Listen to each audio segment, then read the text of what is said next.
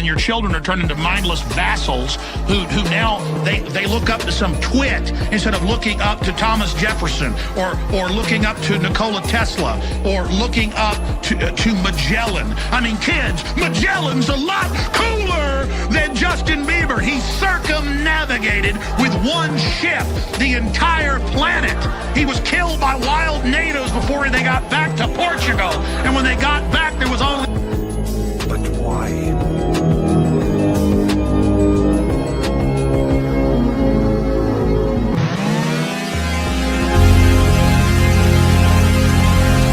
$22 million in 3 fucking hours! There is no nobility in poverty. I have been a rich man and I have been a poor man, and I choose rich every fucking time.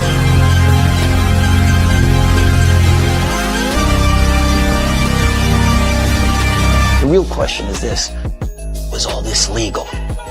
Absolutely fucking not.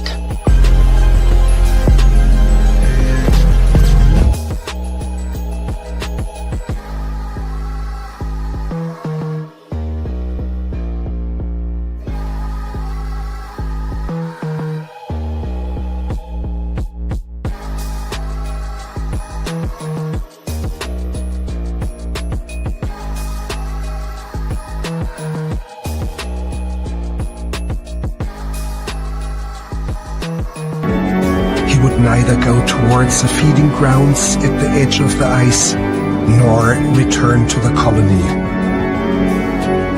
Shortly afterwards, we saw him heading straight towards the mountains, some 70 kilometers away. Dr. Ainley explained that even if he caught him and brought him back to the colony, he would immediately head right back for the mountains. But why? What's your dream? To go away. To go away. That's great. Do you guys want to drink? I don't understand why everybody has to be so judgmental. I understand why mom's judgmental. I think it's because she cares partially. I think it's also partially because everyone else is looking at her like, hey, Cody's just a bum. Cody's this, Cody's that, Cody's this. Cody's me, bro. Let me be me.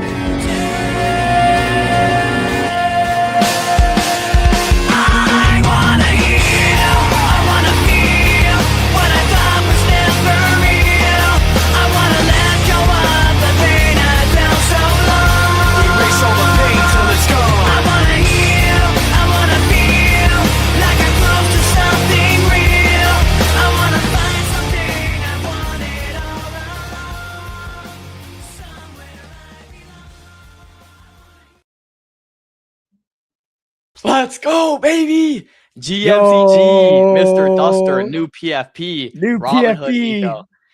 Excited for the long chat today. We are too, man. That token is going crazy. AI is the token I'm referencing.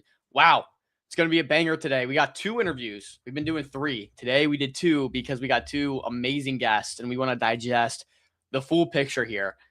I'll let you guys know. Josh is getting the quote tweet out. He's sending this out to the guests. But here's the run of show today, guys. Let me pull up the MCG channel and show you guys what we're working with because it's a banger. It's a banger. Roll call in the chat. How are we doing, boys? Let me know who's here, what we're excited about. How's it going, man? Robinhood Eco has been hot.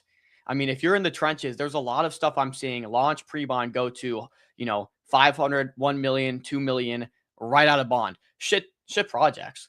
Totally trades. And that's the one thing I want to preface this Robinhood narrative with. These are trades, not investments.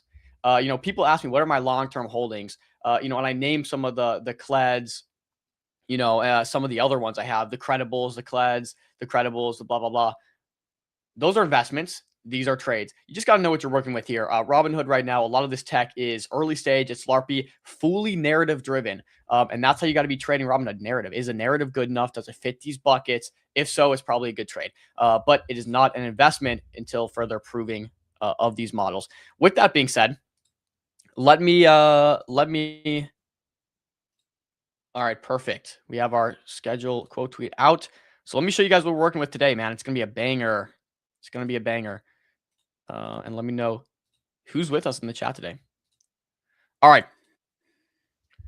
Here we are, boys. You see it. You see it. You see it. Today on MCG at 12:30 in 10 minutes. I'm going to try to make this pre-show quick so we can get Nate on here in 10 minutes. But we got Nate coming on. And of course, Nate is long-time founder. He's been building Long XYZ for a long time.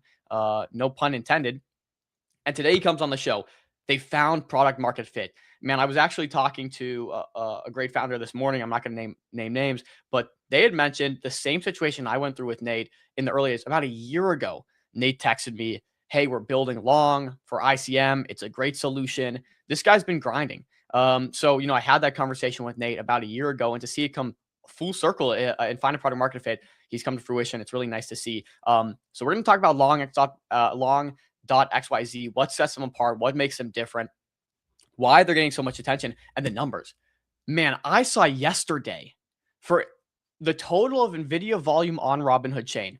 This number is, based on what I've seen, this number is real. 60% of all of Robinhood's NVIDIA volume yesterday came from AI, came from Long.xyz pairing a meme token with NVIDIA. This is the stuff that gets Robinhood to pay attention, right?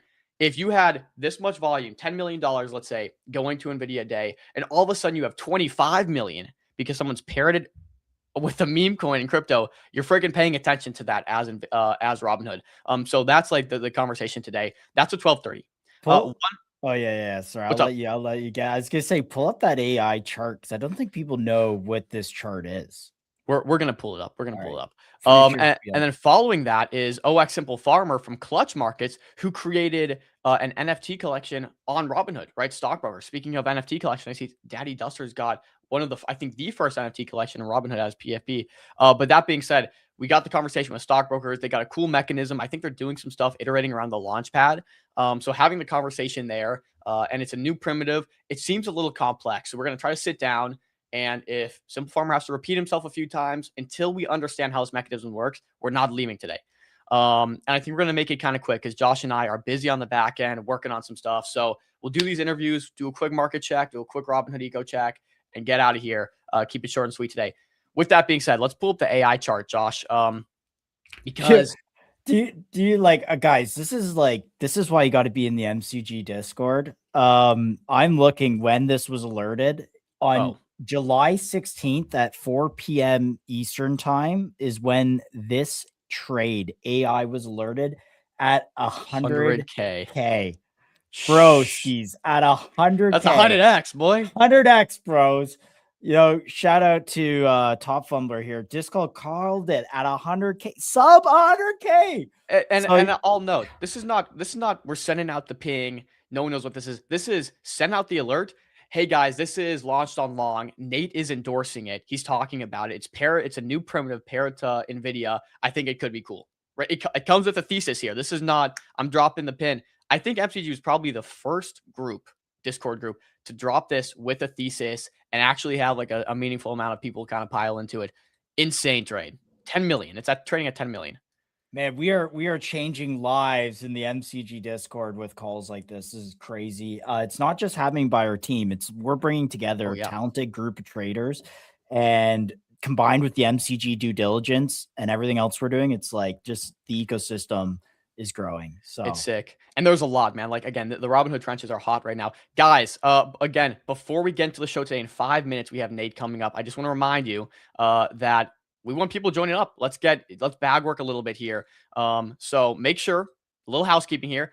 If you're coming down, you're watching the show today, if you enjoy anything MCG does, make sure you're liking, right? We got this quote tweet pinned to MCG. Make sure you're liking and you're retweeting. Let's do some bag work here. We want to make sure everyone here is Nathan's story. He's been grinding for a year and understands stockbrokers today. So like and retweet. Let's get this thing going, get this thing circulating. With that said, this is AI.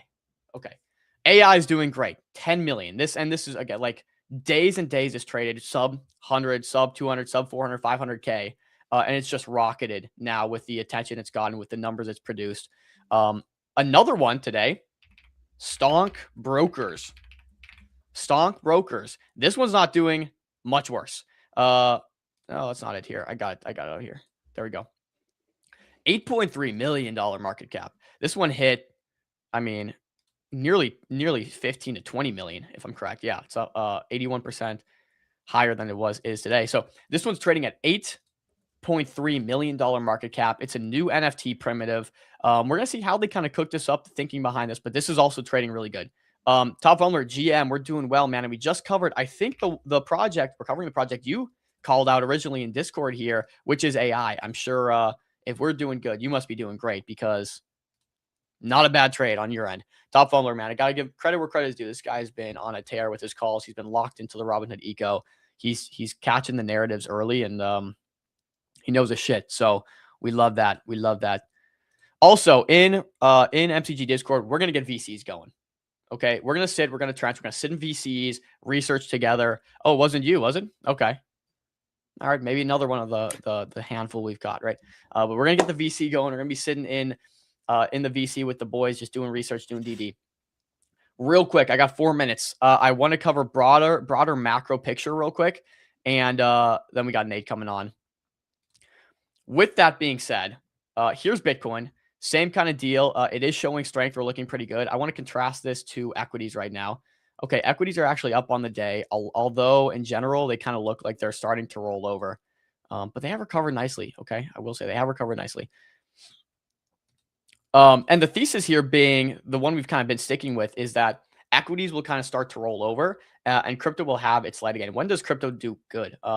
It's, of course, when it's outperforming everything else by a wide margin. You know, doing 1,000% gains, 20x, 50x, 100x gains on crypto. Everyone sees it. Search queries are up. Everyone's looking at crypto. Right now, that is just not crypto. And every single bull run, we've seen that common trend. So what's nice about crypto right now is we're following the 4-year cycle. As we know, it tends to get front run by a few months or a month every single time. We're down into previous all-time highs of the past cycle, which has been, you know, the low point a lot of the time. And we're in a nice area. And we're starting to show strength, right? We really do look pretty good here. So fundamentally, timing-wise, technical analysis-wise, we're in a good spot for crypto, in my opinion. Whether we chop range or even dip a little bit lower, I think you're in a good spot to DCA.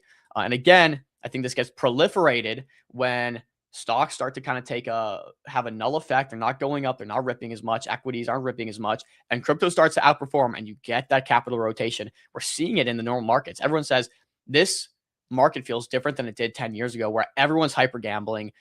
These markets are going up and down 10, 20% a day. Blue chip stocks, 10, 20% a day. You know, so it's a whole different narrative, which fits perfectly into how crypto trades. Oh, it wasn't you, Top Homer. It was a dude called Rando. Okay. Interesting. But that's Bitcoin. Ethereum, kind of same boat, outperforming. Ethereum is outperforming. Why is Ethereum outperforming? Very clearly because Robinhood is doing well. Very clearly, people are transferring into Ethereum from Solana, transferring from, you know, BNB to Ethereum, and they're taking idle capital from USDC to Ethereum. This is why Ethereum is doing well. Very clearly driven by the Robinhood ecosystem. Solana as well, holding up well, though it's been outperformed by Bitcoin and Ethereum this cycle so far. We are seeing JTO get a bit of a bounce, so there is ecosystem projects on Solana doing well. Although Jupiter's down, Backpack is down, although holding pretty well. Arbitrum holding nicely. Yeah, this one's actually curled. Arbitrum looks really good. Of course, 10% of all fees coming from Robinhood will go to Arbitrum, 8% for the DAO, 2% for operations. And this looks like a really nice chart. If you have faith that Robinhood and EVM is going to sustain for a little bit, Arbitrum seems to be a really, really interesting bet here. And the market looks great. You know, people do their bull flag, you could call this, but it is realistically starting to curl. We're seeing a lack of sellers and bidders are stepping in. Yeah, Uniswap in the same boat as well. Uniswap's numbers have been fantastic, phenomenal since Robinhood launch. And so this is no surprise. This is doing really well. And of course, we called both of these the first day Robinhood launched. The day that Robinhood chain launched, we said, what's going to benefit the most? And okay, it's Arbitrum, it's Uniswap. And, you know, we kind of gave the list. We even added virtuals into that bucket, Syrup, Morpho, right? So we were definitely on top of this in a big way. With that being said, we got our boys here in the chat, and we got Nate coming up first from Long.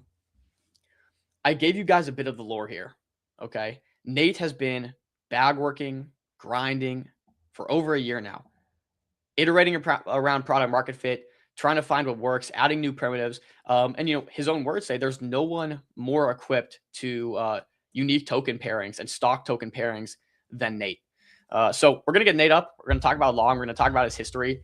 We're going to talk about AI, the token that's going crazy on their platform. We're going to talk about like the future of Robinhood, because again, it's only a matter of time before Vlad and Robinhood notice that a meme coin pairing to a stock is doing 60% of all volume on their freaking NVIDIA pair, which is insane. With that being said, I'm going to pull up Nate, guys. We're going to have this discussion. I'm really excited for this one. I'm really happy to see Nate doing well and Long doing well and kind of have their breakout moment. Without further ado, Nate, welcome to MTG. Hey, great to We're super excited to chat today. Like I mentioned, I'm getting a little feedback too from you. Not sure if you have earbuds or what we can do here, because it is echoing a bit. Sounds like we're on like huge speakers in the Nate studio. Oh man, the feedback. All good. Take your time, Nate. With that, I better. We're gonna mute Mike. Yeah, we're gonna mute Nate there, because it is it's like coming from our side and then going right back into our ear. Challenge level impossible, man. When you speak and then you hear exactly what you said 2 seconds later. It's all right, like so. Sorry, guys. Hey, it's this is what happens when we're founders, not audio technicians. Yeah. Let's try now. Is it test? Is it okay now?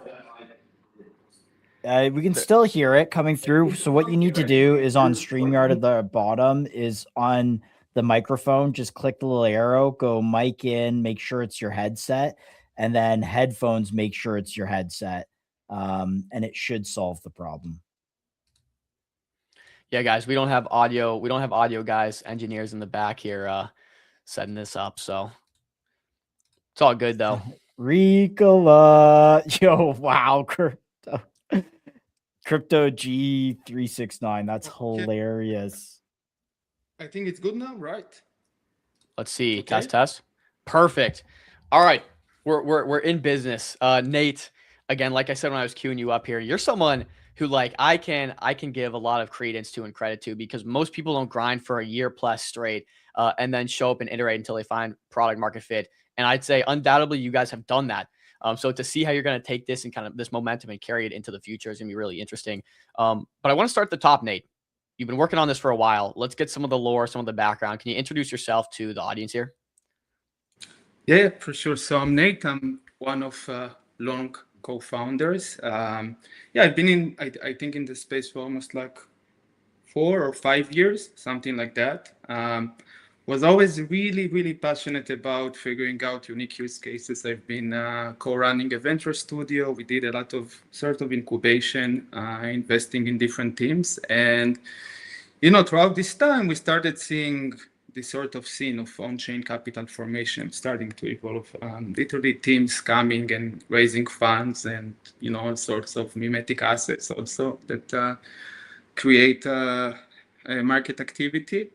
And, we were looking at that from our own perspective of how do we make crypto more meaningful, more impactful. And we felt like, back then it was, I think, mainly Pump, that obviously they are pioneers, but we felt like we can do better. So the initial premise of Long was like, literally you can capture it in one liner. How do we create, the most valuable, most interesting assets out there? Like that was the entire premise.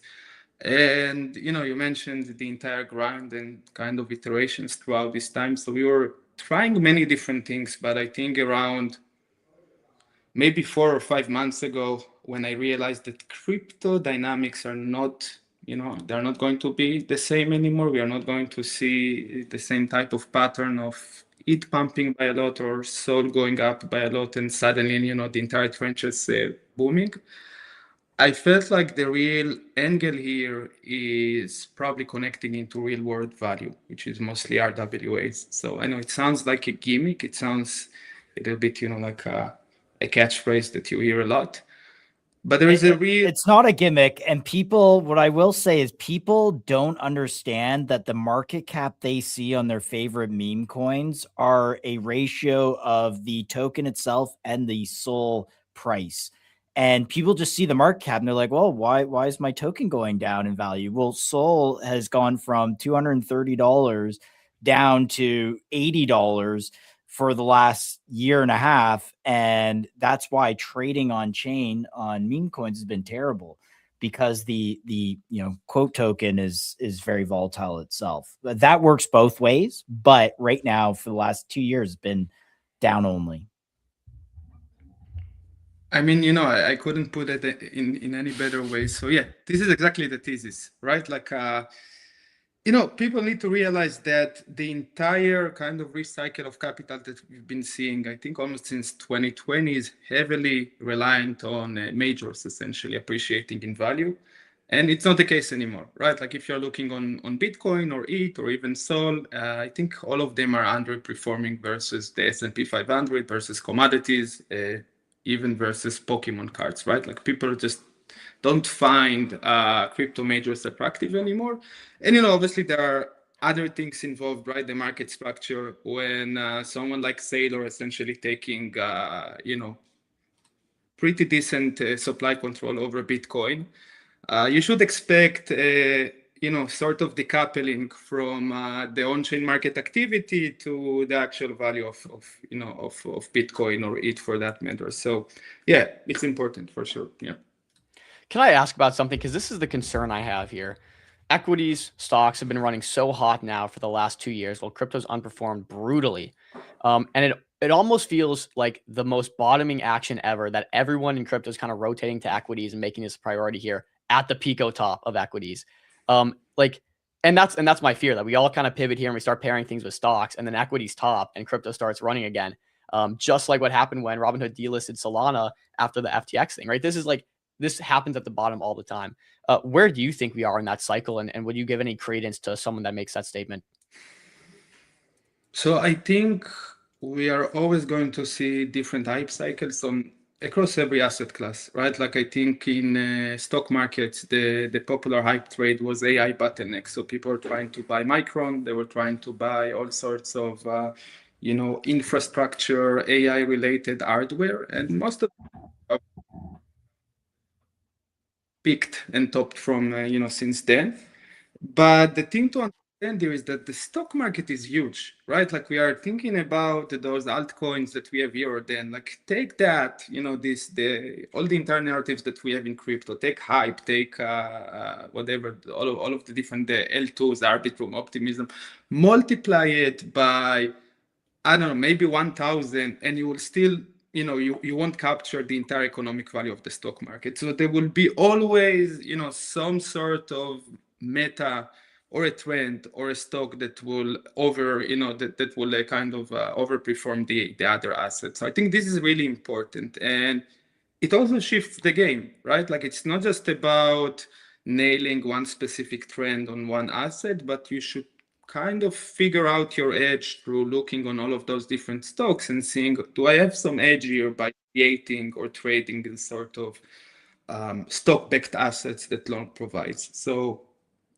I think there will be, a lot of richness here. I don't think there is just kind of objective top that, that will be applied into every single asset. Like literally, okay, let's say the entire S&P or Max 7 are going down, pair with gold for that matter, paired with bonds. Like again, it's infinite. I cannot even, kind of well, imagine. Crypto Jones asks here, why not pair it with USDC or USDG specifically for Robinhood?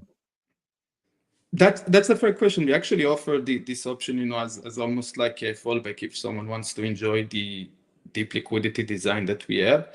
I mean, it's possible, but the thing here is that when you're paying with USDC, and I think many different launchers tried that, right? Even Pump, you are losing any sort of upside from the underlying quote, the quote asset, kind of appreciating in value.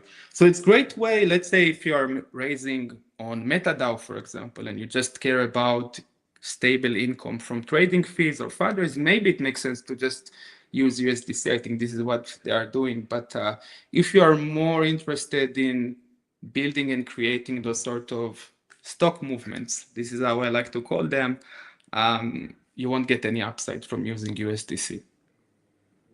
or Got it. USDG in that case. Yeah.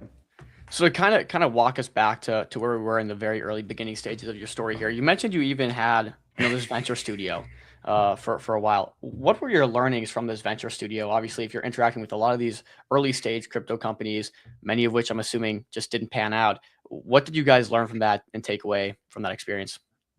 I think I had, the quote unquote pleasure to witness all different, I guess, varying degrees of corruption and unfairness in the space. So imagine if you were investing or trying to figure out which type of tokens to buy in 2020 or 23. The playbook was, something like, let's try to figure out who has the right connection to a certain, centralized exchange and just invest in them, right? Or kind of advocate for them. And, we know how it ended, right? I think right now, many listings on major exchanges essentially have zero edge. So I saw it, kind of very closely. I saw how sort of forced narrative that is not related to product, not related to fundamentals, being forced by power brokers. And, this is part of why we are kind of in the current state of things. People just gave up on crypto because most of the large assets, right? Everyone likes to make fun of memes and WIF and whatever, but I will argue that most of the memes are probably 100x more egalitarian and fair than the average listed token that you see on those exchanges. So this is kind of what built this almost like missionary feeling that I have, that I want to make things differently. I don't want that any person that is getting into the space, and imagine centralized exchanges are essentially the biggest onboarding engine right now. Like most of the people are trading them there. I don't want people to get burned badly, by trying to trade the sort of weird tokens with no real teams, with no real value. So, yeah. Got you. And that brings us to Long and what you're building there. So I would love a kind of a breakdown of what Long offers. And then from that, people say, well, can Long be replicated by something like Banker or other projects doing token pairings? And I think I saw you give a thoughtful answer here on Twitter at some point, but I'd love to kind of get your thoughts on what is Long and what sets you guys apart. Yeah. I think, the best way to describe Long, I really like to think about me, and I'm running the development solo. I have an incredible co-founder, but most of the ops, I'm doing it by myself. But I just want to facilitate, I would say, the sort of new dynamic in which we are no longer breaking between native crypto markets and traditional TradFi finance. Like, this is the entire goal of Long.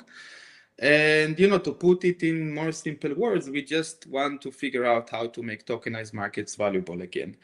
Now, the mechanism that we pushed, which again, this is historically, at the beginning of the show, we were talking about how the appreciation in Sol or ETH, kind of the price rallies, were able to bootstrap the trenches and the speculative activity.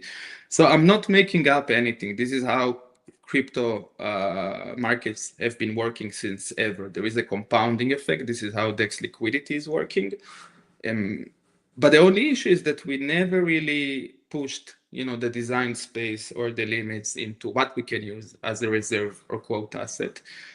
So this is the main kind of, I guess, mission of Long, really trying to figure out how we can empower a really large community of people getting more excited about crypto, whether they are natives, and also onboard more people into it. Now, regarding replication, I believe there are various teams already, like some launches, whether it's like through a launcher or through some specific, simple V4, V2, V3 pool that we're trying to do that. But I believe, as you can see, we are the highest traction by far, not just on one single asset, but across many different stock-backed tokens. And this is really a community work. Like, I've been meeting some of the most incredible people that I ever had the chance to meet with, and they made me believe again. And after I got this energy, this pure belief energy, I was able to take it and spread it and kind of project it back to them. So it's very, very exciting times for me as someone that has been building so it's better than anything. Like I literally wouldn't want to replace the current dynamics that we see with having, I don't know, 1 billion in revenue from trading fees or something like that. Like this is what gives me meaning, what kind of makes me wake up at night from excitement, almost working, I don't know, 20 hours per day, something like that, and not even feeling it. So it's very exciting. Yeah. Ike has got an interesting question. When Robinhood pairing, I kind of want to understand the mechanism. Yeah. I want to understand a bit of the mechanism beneath this as well. Are these like tokenized stocks, or are these stocks using like a Robinhood API and pairing them? Like, what enabled this to be possible now, opposed to like on Solana or something else? Yeah, so I personally wanted to run the stock pairing model for I think almost a year now. Unfortunately, when I was looking on different options from, like, again, don't want to name names because everyone are doing great job, I think, in bringing RWA, but essentially there were no composable option in which I can essentially buy a stock with liquid kind of market in size and being able to pair it or route that through our unique pools. Now, what Robinhood provides, which is an incredible innovation, Robinhood is essentially an RWA issuer. They are holding some inventory or at least a claim on a stock off chain. Oh, sorry. Got a phone call. Yeah, I don't know. The classic. So it's when the Bluetooth headphones or the phone connects to your like car that your girlfriend or wife is pulling out of. Yeah. You're using a Mac, I'm assuming? Yeah, I'm using a Mac. Sorry. Yeah, I just turn on the flight mode. So yeah, what Robinhood does essentially is they have, obviously, like, Robinhood is a retail broker, right? What they are doing when people are trading the Robinhood they're essentially batching the order flow. They are placing the order through a middleman, maybe someone like a Citadel or another type of market maker or a stock exchange partner that can actually put the orders. So they already had the entire kind of off-chain infrastructure for that, and Robinhood is definitely, I think, the broker out there in the world. And what they added on top of that the mechanism of minting and redeems. So they can hold an inventory of the stock or having a claim on the inventory of the stock. They are minting one-to-one an exact portion of that in token units. So for example, 100 NVIDIA stocks, they will be minted on chain. And at that point, it just becomes standard ERC20. You can transfer it from one place to another. It doesn't have any KYC, which is great, right? We want to keep it open. We don't want to limit it to anyone. And you can essentially use it as a liquidity source, as any small thing that we are working on. Right now, there are different prop AMMs, RFQs, liquidity providers that essentially kind of run permissionless system, but having more DEX pools in which we have just USDG paired with NVIDIA or SpaceX will make the system completely anti-fragile. So I'm very excited about that, seeing it kind of evolve. Yeah. This goes back to the question of like, is Robinhood sticky? Does Robinhood care about crypto? Is this another corpo chain? And Josh and I have had this conversation ever since Robinhood launched. And we're like, it feels like Robinhood's much more sticky. Like, let's remember, Robinhood's been building in crypto for years now. Like, this isn't some overnight thing. And even enabling stuff like this is unique to Robinhood. And I think that's super interesting. And so my question becomes, is Robinhood sticky? Obviously, Long is doing really good on the Robinhood chain, and like part of the success of that is if Robinhood is sticky and can survive. What's your take on Robinhood, the ecosystem, how Vlad is looking at the chain and the participants? Maybe just give us like the full overview. So and again, I think this is part of why I'm trying to also kind of empower our community to understand they can just do things. We didn't have any connection to the Robinhood or even the Arbitrum team. Like I know some people, obviously I've been in the space for quite some time, but I literally decided to launch Long. I told some people about that, and through the hard work, we kind of were able to establish the mind share.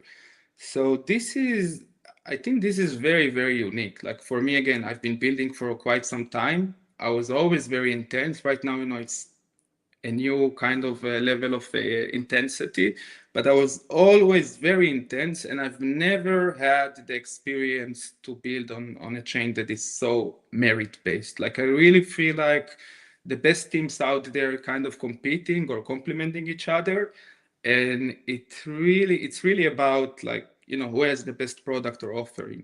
It's really about that. And I'm not sure if it's the case on other chains or in general. Maybe it's because there is not enough activity or there is not enough hype and momentum. Like I can't really put my finger on that, but I really like the sort of the Robinhood, like the sort of strategy, or maybe I guess communication style of Robinhood, right? Like they're not pushing something in specific. They're trying to facilitate at large more and more exciting on-chain activity. So I'm trying to do the same thing with Long, essentially. Like I'm just copying some components from this playbook. Remember, Robinhood started with Cashcat. People started to believe again that crypto can generate those incredible assets, those pure believe assets. We need to do the same thing, but we will do it hopefully even, bigger than anyone else up until now. So yeah. There's a question here from Summer. Are there any plans to add more tokenized stocks to Long? If so, could you share the schedule and the list? For those who have not traded your product, like also who decides like what meme is tied to what specific stock? Can you just talk about the listing and asset curation process? And real quick, if I even butt in on this, are there any additional expanded utilities outside of like, hey, this is great for memes right now, but maybe there's a project building on top of Grok that could pair this to SpaceX, right? Are you looking into utilities as well? Sorry. Definitely thinking about that. Like when I was pitching the idea to VCs, I was, very intuitively saying, wait, if you are, let's say, a solo AI dev that is really leveraging in cool and, interesting way the Anthropic infrastructure or NVIDIA for that matter, why not building on their liquidity layer as well, right? Like they have such a huge asset. Like NVIDIA is projected to be 30 trillion asset, I think, by the end of 2030.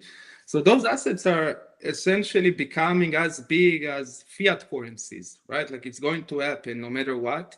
So there is, some interesting, let's call it like macro theory here. But right now I'm not really, trying to aim into it. I think we should focus on one clear feature, which is pushing the infrastructure to the limit and building the community and, facilitating at large scale this idea of stock pairings. Now, in terms of the user flow on Long, essentially you're going into the app. It's very similar a launcher experience. You are picking up a stock, which is different, I think, from others. You can pick any one of them that is on the list. We're also trying to kind of create the most liquid list, kind of battle-tested assets that can perform on very, very high volume. I mean, stock assets. And yes, from there on, users can obviously see the, communities can build their own story, narrative, lore around that. It's super interesting, I would say. Yeah.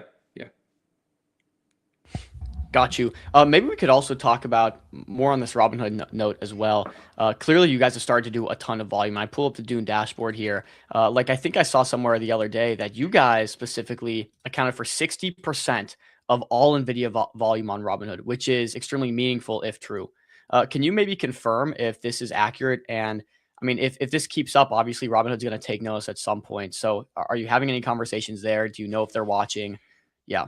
Yeah, I'm having conversations. I should have a deeper chat with Robinhood, head of product of the tokens of the stock token product. Again, like the idea here is that we want to make sure Robinhood and us can scale very, very fast, because you can see the activity. Like yesterday, it was 10 million in total RWA volume. Today, it's already 15. I think it's already 20 actually. Maybe tomorrow it will be 40. I don't know. Like everything can happen. We are working very hard for that. So yeah, like it is true. Again, like everything is verified on our Dune dashboard. You can see it. Like also, if you'll just go and probably on the Robinhood the scanner, and you will try to pick one of the top stocks out there, or something like NVIDIA or SpaceX, you would see that almost every swap, second swap or third swap, somehow goes through one of our assets. So it's very evident. Like you don't even need to prove it in stats, which we also do on the Tune. But yeah, oh, I say it's 20. Great. Maybe to address this question very directly, GZ says, can people on Robinhood see where the volume is coming from? I mean, us as crypto people can obviously see this is starting to get product market fit, but does the Robinhood crypto team recognize this as well and see the potential? I think they do see the potential. And for example, I believe Robinhood somehow supported the Index. For example, Index has also interesting, I guess, use case. They are using, token market fees to buy stocks and distribute them. So I think our case is even more powerful. So there is no reason why they wouldn't acknowledge that. And I was also getting, direct feedbacks. This is exciting for us. We think it's interesting, not just from Robinhood, but also all sorts of liquidity partners that working more closely even than us than Robinhood, like Uniswap, 0x Team, Kyber, ProPayments, the Rialto guys that are also cooking very hard. So yeah. You actually just mentioned Index here, YAR 0x. We just talked about it. Are there, what's the fee model? Is there some sort of tokenomics that can be derived from the asset pairings that you guys do? Yeah, I mean, we have quite a flexibility, and we can also move very, very fast in terms of, adding additional utilities, such as the sort of routine airdrop in stock that goes into holders. Again, there are some things that are more compliant, less compliant. We want to be very careful with what we do, also to be aligned with the more formal, tone of Robinhood. We don't want to turn that into the Wild West of, no regulation. It's important. But we can move very, very fast on that. Right now, just to make it super clear, long as the protocol is not getting any fees in the base token, so we don't hold on the long treasury or fee recipient AI or Spacesuit or any of those top assets. We are just getting some, small distribution of stock on every trade, and creators are getting both of them. They're getting it in split based on the market activity. Yeah. Creators are getting a split of what, stock and USDG or? No, stock and the token that they've been deployed. So it will be AI NVIDIA or Spacesuit with SpaceX, or I think we have something that is called. So a question on this, we've seen, for example, Pawns we had on the show Monday, and they basically mentioned they have this, a similar model. Most launchpads do, where people are getting rewarded in their native token. What lots of these launchpads come to the realization is that just leads to more selling pressure rather than tokens kind of coming off the market. Have you been seeing that, and maybe a response to people that are thinking in that way? And I guess, do you guys have a V2 that plans to maybe not reward people in their native currency, rather like USDG or something, or just general thoughts on that?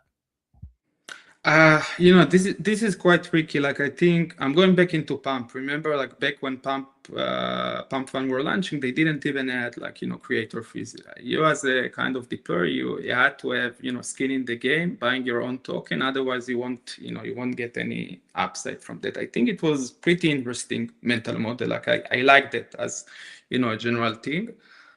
We don't have, we will probably just iterate on that. Like I have, pretty large dashboard in which I'm tracking everything. I mean, an internal one, and I'm just trying to figure out a way in which, okay, can we mitigate dumping here? Can we make the pool more liquid? Maybe we should reduce slightly the liquidity to make the asset price action kind of more natural. Like there are a lot of, very small subtle things that, most of the people that never run a launcher before think they're very obvious. But for me, I understand the impact to a very, very high degree of resolution, like to the point that I can almost simulate the change of, the change of even one small factor or parameter. So it requires a lot of experience and also studying other launchers, where they did well, where they didn't do well. So, yeah.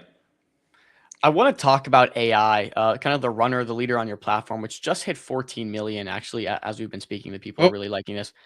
My goodness, it's been absolutely insane, and we don't like to focus on token necessarily on the show, but I do want to ask about like the relationship there.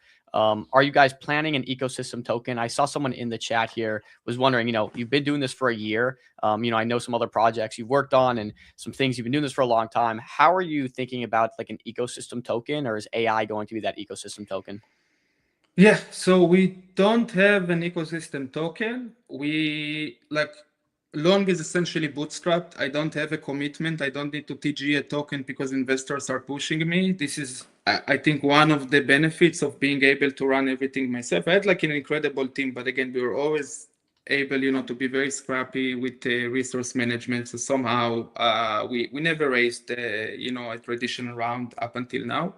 So I don't have to do that. I think I've seen too many great teams being forced into launching a token without clearly understanding the implications or the long-term kind of value accrual mechanism. This is probably like the toughest challenge in crypto, right? Like how you create a protocol token without messing up badly.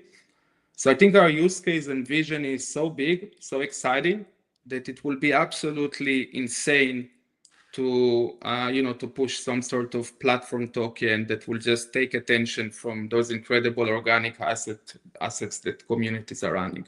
So there are no plans for that. No.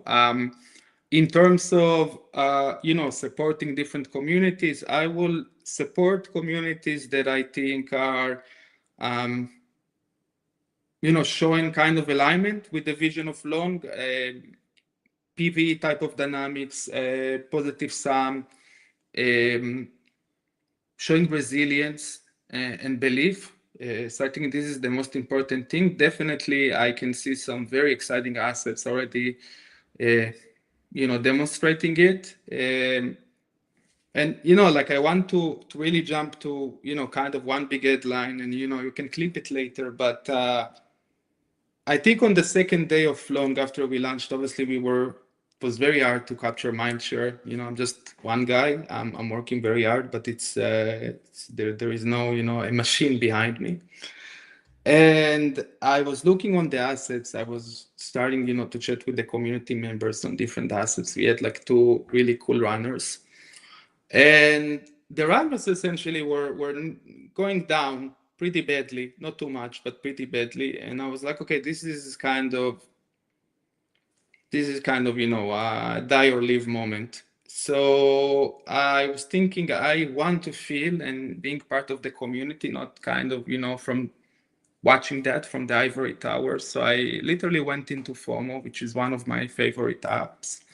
I bought with a small portion, not too big, two of those assets, and I was like, I believe this is like hopefully will mark the bottom, and I have skin in the game. I believe in you. You believed in me, so I will do everything in my power, but while still keeping objectivity and being ethical, to do whatever I can to make this bigger movement.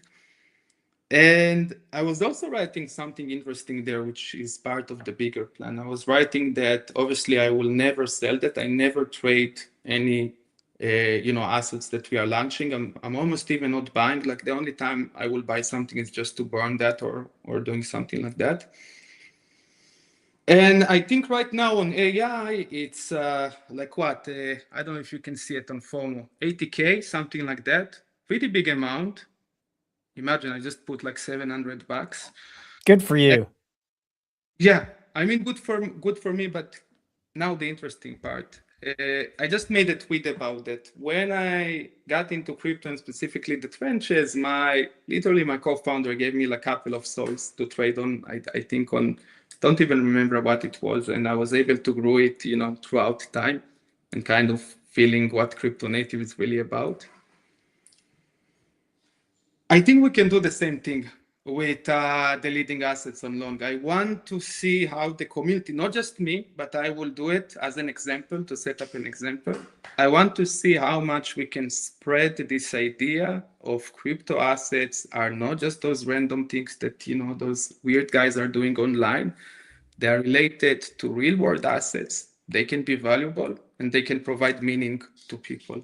So I'm going to find, based on the token that was launched, I'm going to find the biggest polls of the specific underlying stock out there, I will personally onboard them, and I'm telling other community members to do that. Like literally get some portion, even small one, like it can be $50 out of your holdings. Find friends or people that you know that really love the stock. Tell them to download the Robinhood app wallet. I think they have sponsorship on it, and literally send them small amount of this token backed stock. So this is like the biggest thing, because GME and The answer playbook. Wall Street Bets and GME, for instance, right? Wall Street Bets is a community, it's a movement, it's exciting. GME is an actual asset. But the Wall Street Bets people, beyond posting memes, they had no way of like really having, kind of that leverage upside, right? So if they had the Wall Street Bets meme on paired with GME, not only are they kind of degenerately trading, Wall Street Bets, the culture, the ethos, the excitement, but they also are then levered onto the GME price movement as that moved as well. And I think you're tapping into, so what I think what you just described there, if I were to summarize it for people, is like, go find these cult stock communities, whether they be AMC, et cetera, and say what culturally relevant things are a part of this that we can then build community around with these meme coins. And instead of you buying just AMC or GME in the billions of market cap and not really feeling that 10x, you can come here and kind of pull the proverbial, whatever you want to call it, the slot machine handle, and say, hey, I'm going to have some AMC exposure, but also I'm going to get it at a really early stage and kind of get that cult kind of upside. There is so much. This is a great product, really great product. Yeah. And again, I'm telling it as an extremely technical person. I was always mid-curving memes. I was thinking bullshit, whatever, but it's not. Like the tipping point was for me by looking at AmSam and CashCat. I think, an incredible, case study. I was looking at that. I was like, and I also talked with VCs about it, but some of them didn't realize you need to be in the trenches to understand that. The reflexive power of compounding belief, and compounding belief also equal more liquidity and more market activity. This is what will save this space. This is what will make us feel meaning again. So yeah, I think memetics are very powerful. It's not a joke. It's not a toy, especially when you are dealing with underlying stocks there. And you should just kind of believe more and spread that to as many people as possible. So I'm very excited to see how it will play out. Sorry, Dom, go ahead. It's clearly been a good marketing strategy, and we did cover this question, Ika, earlier, so you might have missed it. But I guess we'll just reiterate here. Ika asks that you guys had a good discussion on the timeline, and people, kind of compare this to Banker, right? Banker can pair tokens with, their memes as well, and maybe anyone can integrate it. So how can Long kind of keep the edge and corner this market to be like the de facto winner in terms of token to stock pairings? We have very unique combination, I think, of really great momentum right now.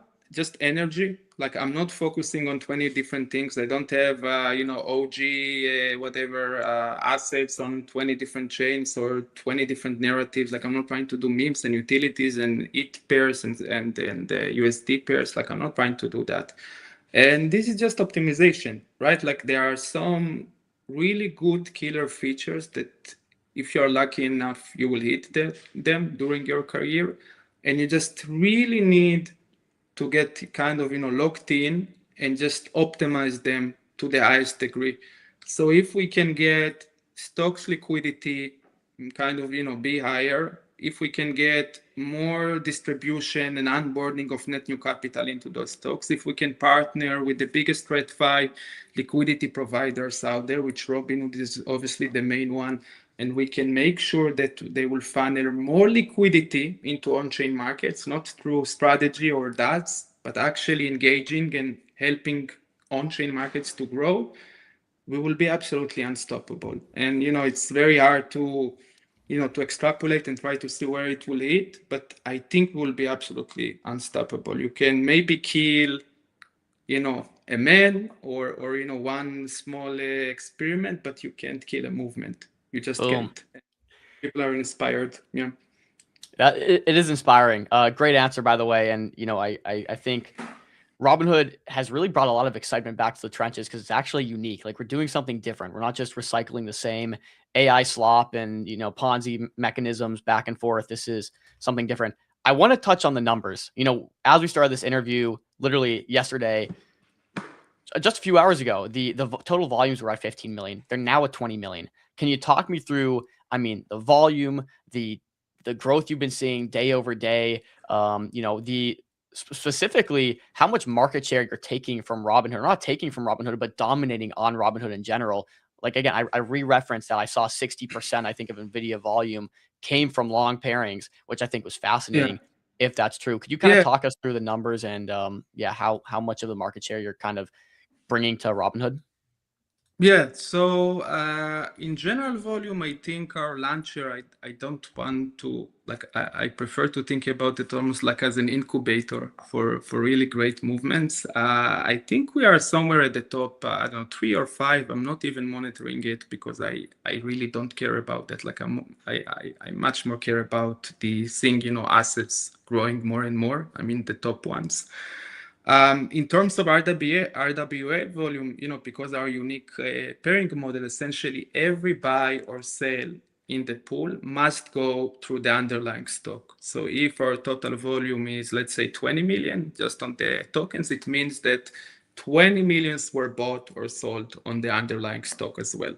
Like, it must work this way. And I'm not even talking about, like internal swaps and so on. This is just by looking at, the first step of the swap, which is, I don't know, going from ETH to the stock and then to the final asset. We are completely dominating there. Like, I've literally messaged today a bunch of our liquidity providers and also the Robinhood team. Guys, like, can we make sure we won't break the chain or the RWA issuance? Because it's a bit scary, right? Like, on some of the stocks, we already have 20%, I think, of the entire circulating supply of the stock locked Like within liquidity on Robinhood. Yeah. Wow. Yeah. Obviously, like, not all of that is on chain, but again, right? Like, I want to make sure that if suddenly, we need more circulating supply of the stock, someone will actually mint that. So, I was reassured it will be okay, which actually I'm seeing some really cool stuff because there is so much competition on our order flow. Different prop AMMs, routers, etc., are offering positive arbitrage on the stock. This is how crazy things are starting to get. And this is, again, like part of the new dynamics that we are creating here. Everyone wants an order flow. This is what Robinhood built their entire business on, just on the ability to funnel order flow on, different major stocks. And this is also what enabled Robinhood to, to kind of make the entire model of no fee trades.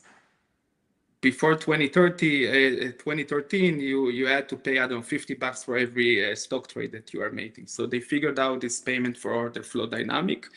And I'm really inspired by the actually long, even on a little bit on the branding, the green and so on. We were heavily inspired by the mission of Robinhood and kind of making markets fair again. So it's a cool, I think it's a cool, loop that we are closing. Full circle now. moment. Can you talk about that positive arbitrage and how that works? I think that's really fascinating. Yeah, so imagine that anytime you're trading a stock on Robinhood, there is an Oracle price feed. This is like a Chainlink official Robinhood component. It essentially takes, real-time price data from the stock exchange, the actual, price. And this is kind of what sets the reference for the different providers to tell you, okay, I want to trade $100 of USDG. This is the amount of stock that I want to get in return. So if you go into you can go into the Matcha MetaDex aggregator, you will start seeing from time to time, like your price impact, which usually it should be something like -2 or -1. Again, depends on how, how big your trade. And today, for the first time, I've noticed a positive one. Essentially, people were buying the stock slightly in a cheaper, lower price than the official Oracle one. Again, there is a lot of market structure, MEV type of, not exactly MEV, more about kind of capital efficiency things that are playing here. But this is very exciting, especially if you are thinking about the enormous crowd of super sophisticated also retail investors that understand stock dynamic. Maybe they will start hedging or kind of draw liquidity from our stock pairs because they can just do it. So yeah, like there is again a lot of small, I wouldn't say even small, but maybe nuanced features of how those markets are working that we really understand well. That will be very, very exciting, I think, to see play out. Yeah. That being said, we do have to start gearing towards wrap here because we have, our next guest waiting patiently. With that being said, I kind of want to talk about roadmap. You guys have started to make some good money. Maybe even talk us through like the economics of the business if you're able to talk. It's all on chain. So talk about some of the revenues you guys have had and how you can take that and scale out into the future. Yeah, I think the biggest angle that I'm thinking about, and again, I do need to get deeper into it. My end goal here is to build a kind of an maybe like censorship resistant system, right? Like we were talking about the GME case, so everyone knows what happened with GME, right? Like the stock exchange effectively shut down the access. So I don't want that to happen. I don't see a case in which it will happen, but I kind of almost like taking the Vitalik approach here for censorship resistance. Like I really want to make sure those markets are always live on chain. They don't have any sort of failure points with Oracle pricing and those sorts of things. And it will require a lot of capital. Like if you want to be very active on liquidity provision and so on, it's a number business.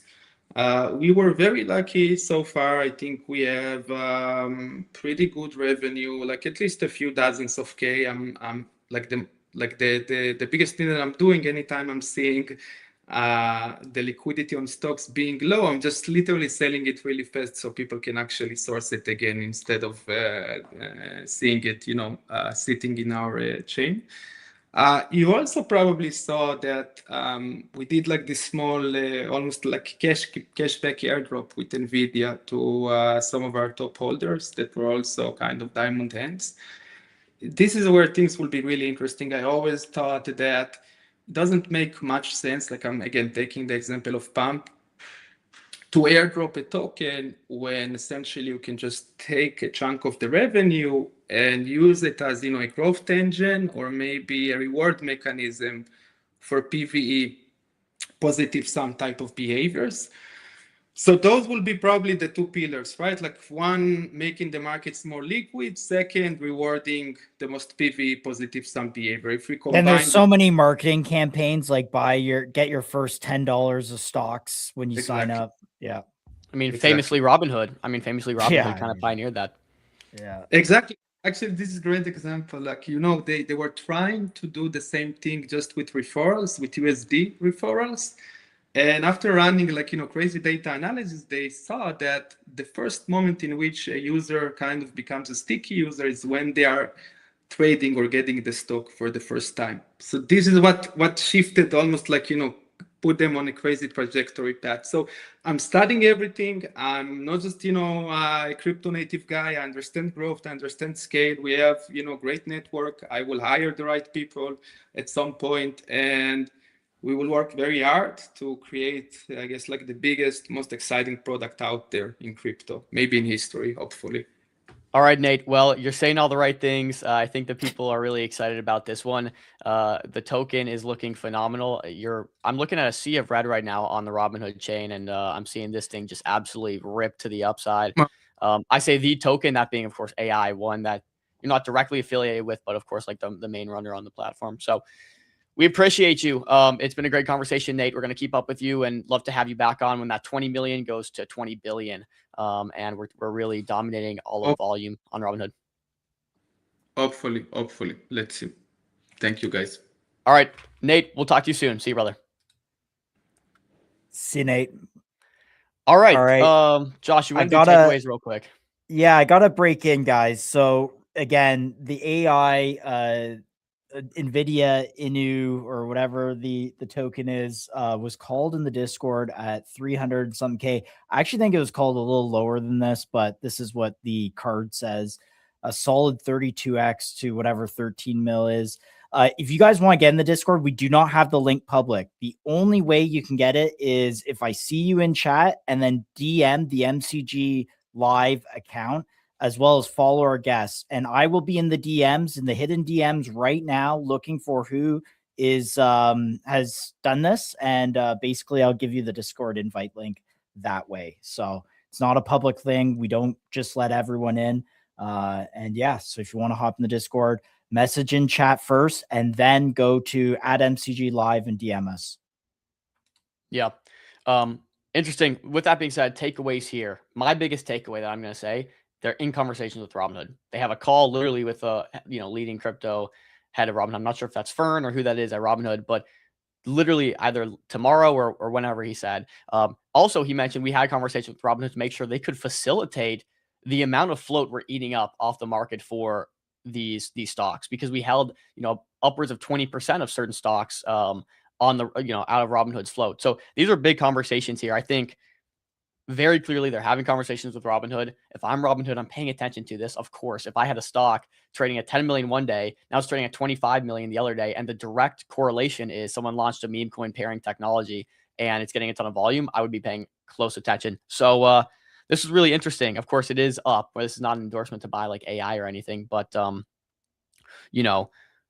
very interesting conversation. I think Nate did say all the right things. So yeah, just be careful when you're trading charts that are going parabolic, guys. I will say a lot of these, every chart I see that goes parabolic at one point, it comes back down. So it does. Just be mindful. This is running, but I mean, this is new, novel, and interesting, and I think it has legs for sure. So speaking of running, and again, not to pop the chart up here too much, but our next guest is Stonk Brokers, which is really the first NFT primitive we saw on Robinhood, which gained a lot of attention. There seems to be a lot of different facets to it to plug into. So I want to kind of get the full picture and broader understanding. But they're coming up. This token launch went crazy. I think it launched at a pretty low fair value. You could convert your NFT into tokens, if I'm understanding that correctly. People were doing that. What I think we need in Robinhood is a culture, is a community. This is what happens for all the early blockchains, right? If you look at Solana, if you look at Base, if you even look at Ethereum back in the day, right? Each chain kind of has their own respective community that is like the early days OGs. We don't have that for Robinhood yet. I think it's still getting felt out, but interested to see how the NFTs play into the RWA side of things and the unique mechanisms here. Of course, doing very well loved by the people. So we got Mr. Simple Farmer ready to go. Can I get a thumbs up here, Simple Farmer, if you're good to go? All right, he's on the move. So he's going to talk us through everything today. Simple Farmer, welcome to MCG. We're excited to have you, and we're excited to really learn the full idea here behind Stockbroker. And you're muted, my friend. GM guys, can you hear me? We sure can. Welcome to the show, man. We're excited to chat. Thanks, guys. Thanks for having me on, and thanks for the platform to help get the word out. Of course. I'm sure things have been pretty crazy for you in the last couple of days. Like, this launched and has gone absolutely wild, absolutely crazy. Was this like how much thought kind of went into this? Robinhood is a relatively new chain. Were you thinking, I want to do an NFT collection, I want to kind of leverage some stocks, I want to do this before Robinhood launched? Or was this like, oh gosh, this is a cool opportunity, there's kind of a gap in this market, let me jump in and fill it? Yeah. So we were way before the Robinhood launch. We were one of the earliest projects on Robinhood Chain's testnet, because we entered the Arbitrum 1 hackathon back in January. And then there was actually like a seminar where they presented some of the hackathon projects, and Adam Fern, who's head of BD at Robinhood Chain, actually presented Stockbrokers as their most fun launch that they had come through. That post went pretty viral, and I think that was helpful in us gaining early recognition and distribution. We've been planning for a while, and then just building and iterating on improving the product line that corresponds to what Stockbrokers is, because I think distribution is as important as product.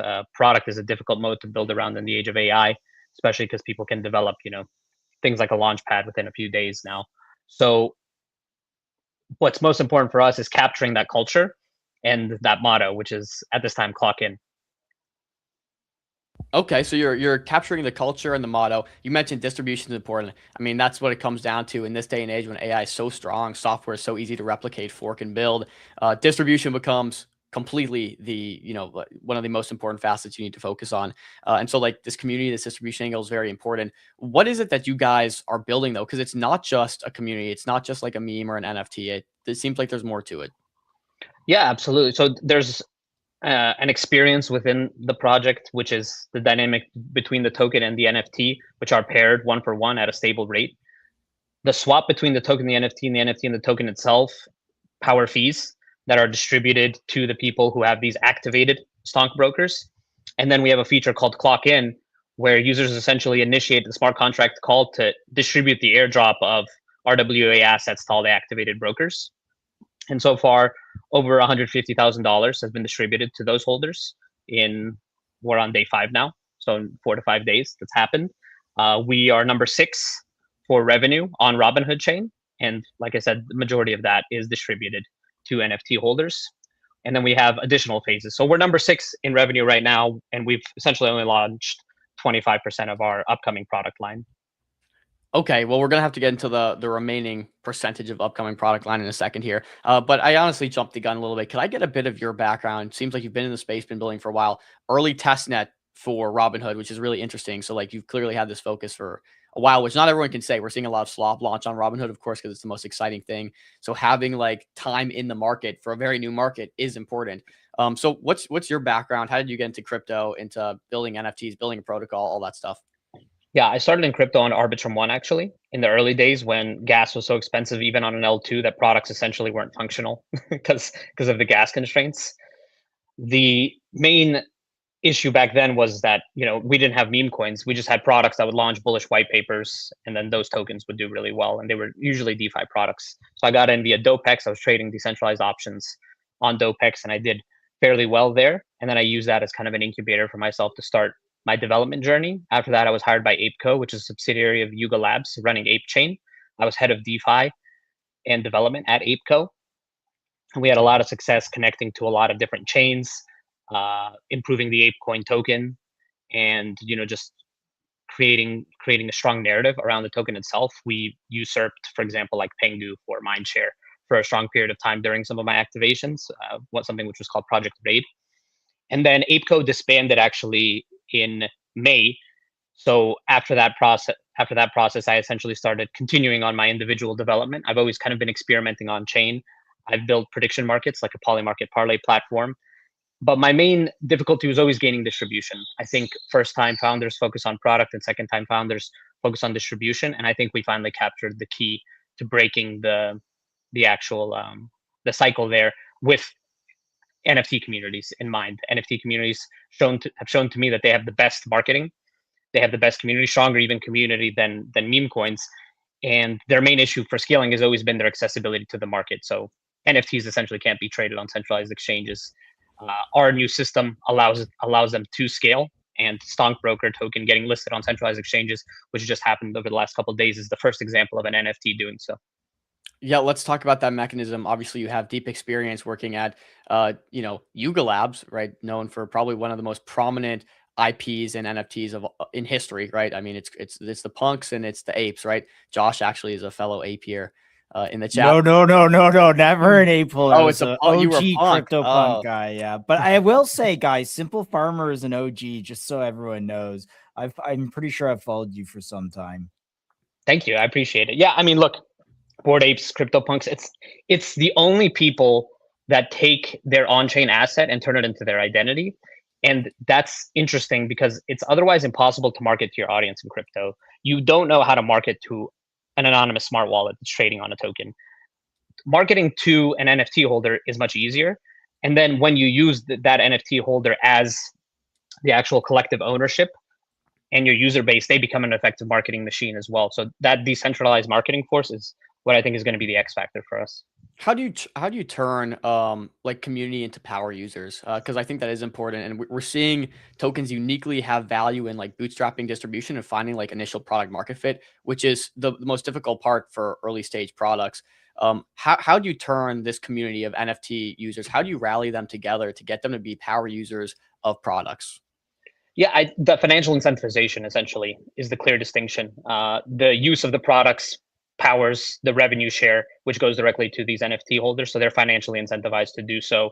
And we already see that in action with a ton of people who have already PFP. The stockbrokers shared their rewards that they've been getting in the form of airdrops. And the fact that the community actually has to be the one to initiate the rewards distribution via this clock in feature. And so that's why that's our motto. It's kind of like clock in, get ready to bag work, and participate in Robinhood chain. Nate made a really interesting point when we were talking earlier about like the stickiest point that Robinhood did based off some like internal research was as soon as people actually got an asset and started trading with it, that's when they became sticky users. And you know, you're kind of going down the route that we're seeing a few people do in terms of like airdropping stocks, specifically to your holders in this case. How do you make sure that basket gets kind of spread open to as many people as possible so they maybe have a piece in the upside of this and become that sticky user of the products you're developing and, you know, maybe become a part of the community? Yeah, so I think it's important that the base asset, which is the NFT, which is, you know, an aggregation of enough tokens so that you can activate revenue share is important, but then also giving that token solid utility is super important. And that's why down the line we're going to be introducing a VDEX to power swaps and give that token itself voting power of which LPs are actually amplified within the platform itself. I think a VDEX is one of the best products in DeFi that we have in terms of revenue generation.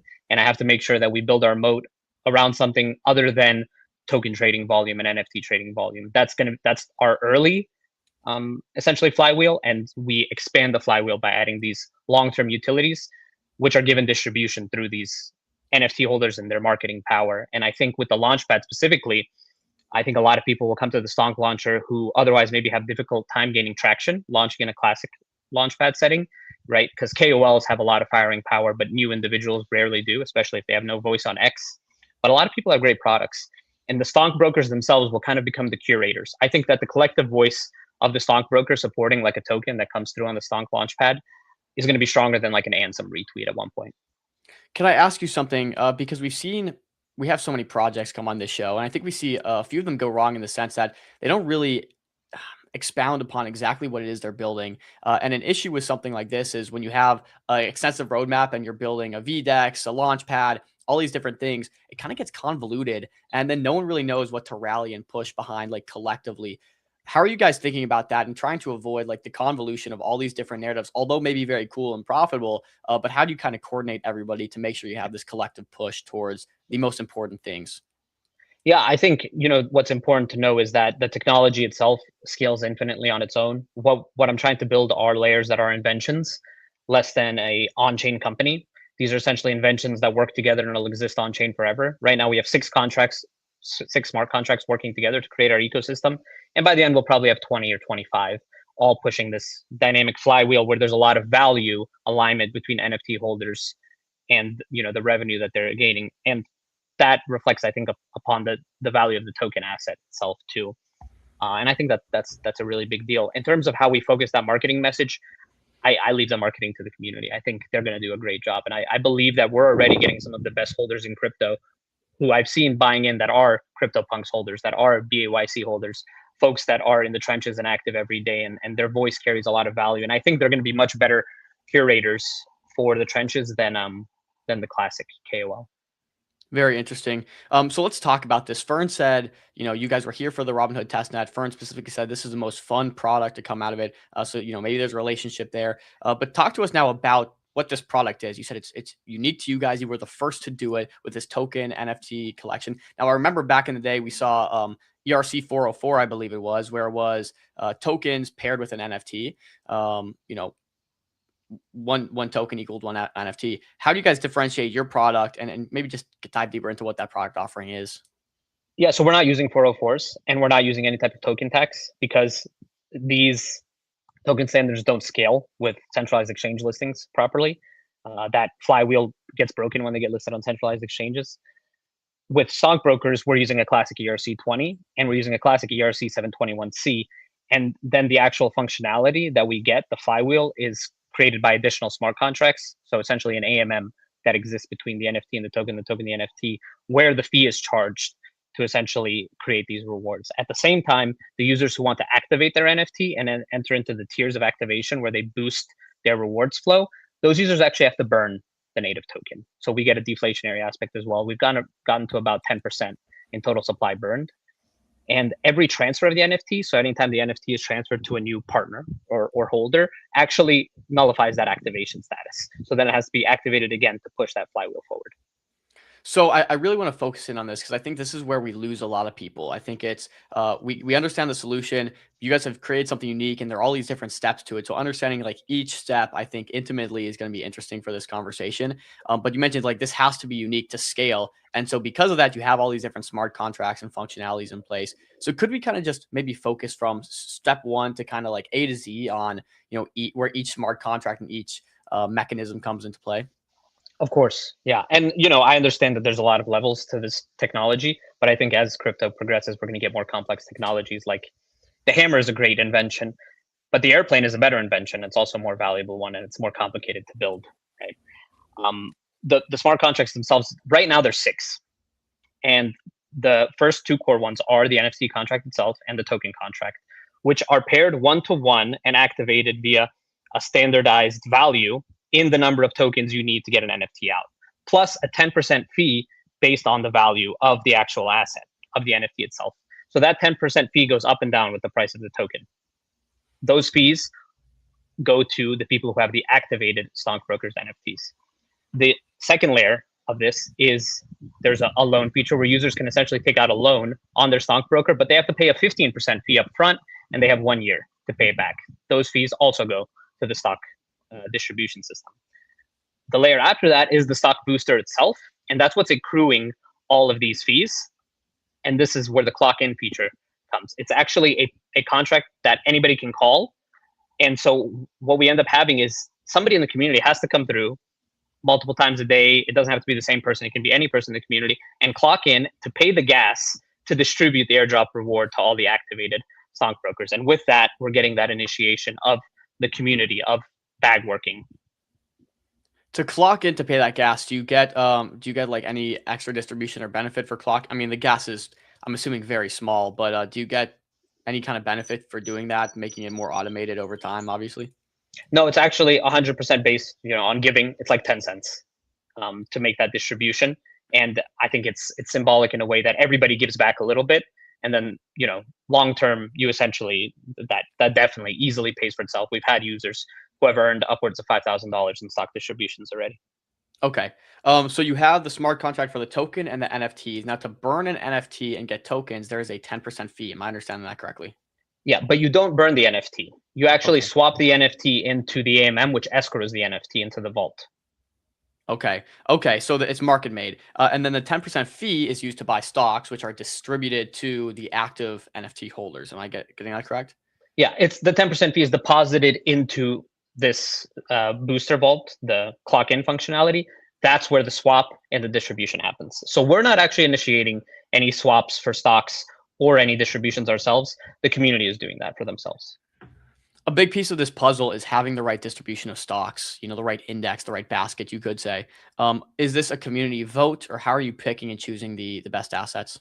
Yeah, so right now we have precious metals in there. So we have silver, we had oil as well, SpaceX, NVIDIA, Amazon, and Apple. But long-term, definitely, that's going to be one of the core functionalities of the token itself to allow the brokers to decide on which stocks they want to speculate on. And this is where the launchpad gets really interesting, because we can plug in any CA based on the community vote. So technically, the community could come through and support not a stock, but a stonk.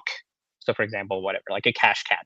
And then the question is, how does the market react when a community that has maybe potentially millions of dollars or hundreds of thousands of dollars in fees is now deciding to push their collective power into one token? I think we get into a really cool social experiment there. Got it. So they could vote. Okay, so maybe you could explain that again, because I think it is interesting. I caught it, but I'm not fully grasping it. So basically, the community has this pool of fees, and they could launch or pair something against anything. Let's call it, cash cat. And now that pairing will also kind of have the buying power of automatic accumulation of that stock, and it should translate into people maybe buying it. Maybe just explain that again for me so I understand. I think I have a bit of it. Yeah, so I think that first of all, there's like, let's say a meme coin comes out that's an excellent narrative, like, absolute killer, the next fart coin. For example, that next fart coin can be initiated through like KOLs in the community tweeting about it and telling everybody, because they get a piece of it. essentially, because of the fee flow, how that fee flow works. But also they could choose to push their fees into that stonk. Now, this is not a feature that's live yet. This is something that's down the line. I'm not sure. Maybe that never happens, right? Maybe the community prefers RWA assets for their fees and rewards distributions. But the idea is, what if Pump Fund one day decided to essentially turn all their fees into purchasing one meme coin that's starting at like 100K? What happens to that chart, right? What kind of attention does that grab? And I think that's really important to marketing and gaining distribution. That's interesting. I mean, we're kind of seeing that in real time with something like Pawns, which is like the leading launchpad right now, to where 20% of supply has already been kind of bought back just because of their flywheel. And so if you have a launchpad, you know, putting a lot of those fees towards just, you know, accumulation of the asset, maybe burning, holding, whatever, it does cause for a very interesting dynamic, especially one that outpaces, if the launchpad is doing a lot of revenue, can outpace like even the market cap of the token at certain times. So unless it's paired with the token. Unless what's paired with the token? Unless that new token, that meme is also paired with the base asset, with the stockbroker token. That's like, it's very, very experimental. So you could do, this is an on-chain experiment. You could do many things with it. Got you. Okay, so you guys are working on this launchpad. Maybe talk me through, I guess, how long we should expect on that coming out. You just dropped a new video actually on X, which I can play. I think it's pretty timely. So I'll share the stat real quick. Oh, dude, love that. So here we'll even play this. I'll put it over here. All right, so this is the tweet. The stock exchange launchpad is officially coming to Robinhood Chain Friday, July 31st. Clock in, community for community, not financial advice. Here, we'll play it. What makes a token launch actually scale? Not bonding curves. No. Let me not do 2x speed. Sorry, I'm a perpetual 2x speed kind of guy. So wow. Come on, dude. Got to get all that information. All right. The token launch actually scale. Not bonding curves. Not templates. Not even influencers. It's architecture, because every project is different. So why launch like everyone else? Real projects need custom control, flexible liquidity, true freedom. Combine custom mechanics with 28 million retail traders on Robinhood. That's where Stonk Launcher comes in. The customizable token launchpad by stockbrokers. Engineered to design, deploy, distribute, and dominate. Don't just launch a token, build a legacy. What makes it very cool? Very cool. Love that video. It's actually a really good video. Was this made with AI? Because AI videos have come so far. Yeah, definitely. I didn't hire. Didn't get actually punched. No, I mean that would have been cool, right? No, definitely made with AI. But the video creator did a great job, and shout out to him. Very cool. Yeah. Okay. So that's the new launchpad. Do you have any expectations or just thoughts around that you want to kind of expound upon? Yeah. Look, I think long term launchpads are tricky. I don't even know if launchpads will be a thing 5-10 years from now. I think eventually maybe we get some type of agentic tech that essentially allows you to launch every type of token free of any UI interaction at all. But I think in the short term, what we'll do is we'll have some of the most customizable, interesting launches, including new token standards and new combinations that have never been seen before on Robinhood Chain or anywhere else. I loved your previous guest, by the way. I think the pairing with the stock tokens as the base asset is awesome, and I think he's doing a great job. So shout out to Nate and the team at Long as well. I love also the way that he was explaining his vision. Just want to definitely give flowers there. But with the Stonk launcher, essentially you'll have a lot of custom features. And there's been different types of tokens launched, like tax tokens. There's been strategy tokens, but there's actually never been combinations of different things. And now we have a lot of different assets to build with on Robinhood Chain. I'll leave it at that. I'll leave the rest to surprise. I also am exploring an option where a token's trading is actually partially influenced by BRNG. So creating infinitely fair launches. Yeah, this is interesting. I mean, clearly you're experimenting with new primitives. I mean, just like the stockbrokers NFT token, you know, initially came to be. It's a new primitive. So I think that's very interesting. And I want to ask how you kind of think about these ongoing launchpad wars. We see so many launchpads try to do the same thing. I think what's unique here is Long's kind of got its unique vertical. Pawns kind of dominates the current like fair launch model, just paired to, you know, normal USDG or, you know, ETH. And you guys are maybe going to do the vertical where it's a lot more customization of different like new primitives. How do you think about the current launchpad wars? Is it a one winner takes all situation? Is it each one's kind of got to fit their unique niche and vertical? Yeah, just curious how you think about it. I think it's a iron sharpens iron scenario. where competition leads to us creating better products that are just good for crypto as a whole. I think it's most important that the launch pads that do the best are non-extractive ones. I think we've gotten into like a tragedy of the commons type situation over the past couple of years in crypto, where there's exceptionally little liquidity and a lot of people doing industrial level fishing, essentially putting a lot of hooks in the water that's creating just shittier and shittier ecosystems long term, and a really poor experience. I think, for example, I think the index token is a very good experience for a new crypto user. Like you get these stock token distributions. I think stockbrokers is also a very good sticky experience for new users. And so the idea is how can we combine that? And I think the Stonk launcher will be a merit-based launchpad where the best products do super well, and they'll have that community that'll come through and bootstrap and push them early, because we're going to give options for essentially any new token launch to immediately airdrop to all Stonk brokers, NFT wallets, to immediately airdrop to all Pudgy Penguins if they want at launch, or to all Bored Apes, or to all CryptoPunks. I think that's actually one of the keys to scaling new successful tokens, is getting that early marketing push, because it is at the end of the day an attention cycle. But also, we're going to be super flexible. Then when new technologies come in, we'll make sure and utilize them and push them into making them available options for new token launches on the Launchpad. So you could have one new type of token launch coming on launch day, and 1 month later you could have 5 additional ones, and we'll try to keep people on their toes and surprise folks. Because of course, I think the best advertising is usually on deck screener. Yeah, and green candles, right? Very, very interesting answer. I kind of want to ask, and NFTs do this; they gamify experiences a little bit. But what do you think happens in the future in terms of like gamifying financial experience? In terms of, will we see a world where I have my stockbrokers walking around in a proverbial Wall Street somewhere, and I can go and cash in or clock in and get the distribution in real time? Because you said, how do we make this sticky to users and like bring on the average person, which is largely the retail focus and push Robinhood has. I think the retail and focus crypto like can do as well. And we know gamification kind of does this and makes it fun and interesting and sticky for people. How do you think about the gamification of the financial world? Is it something we see happening? Does it stay like we currently see it? Just curious your thoughts. Yeah, I mean, look, the stockbrokers economy itself is a gamified experience. It's a gamified DeFi experience, which you can take a lot of strategies into to try to succeed. But I also think that it's a completely different angle than like building a metaverse or 3D metaverse.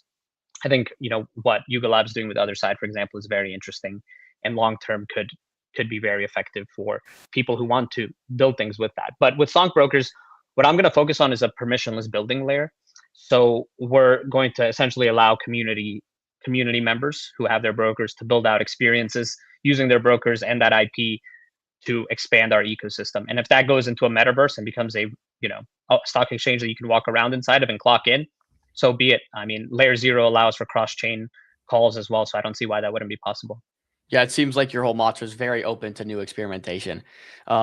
Interesting. I want to talk about this relationship. Fern calling this the most fun project to come out of the testnet. What does your relationship with Fern look like? What does your relationship with Robinhood look like?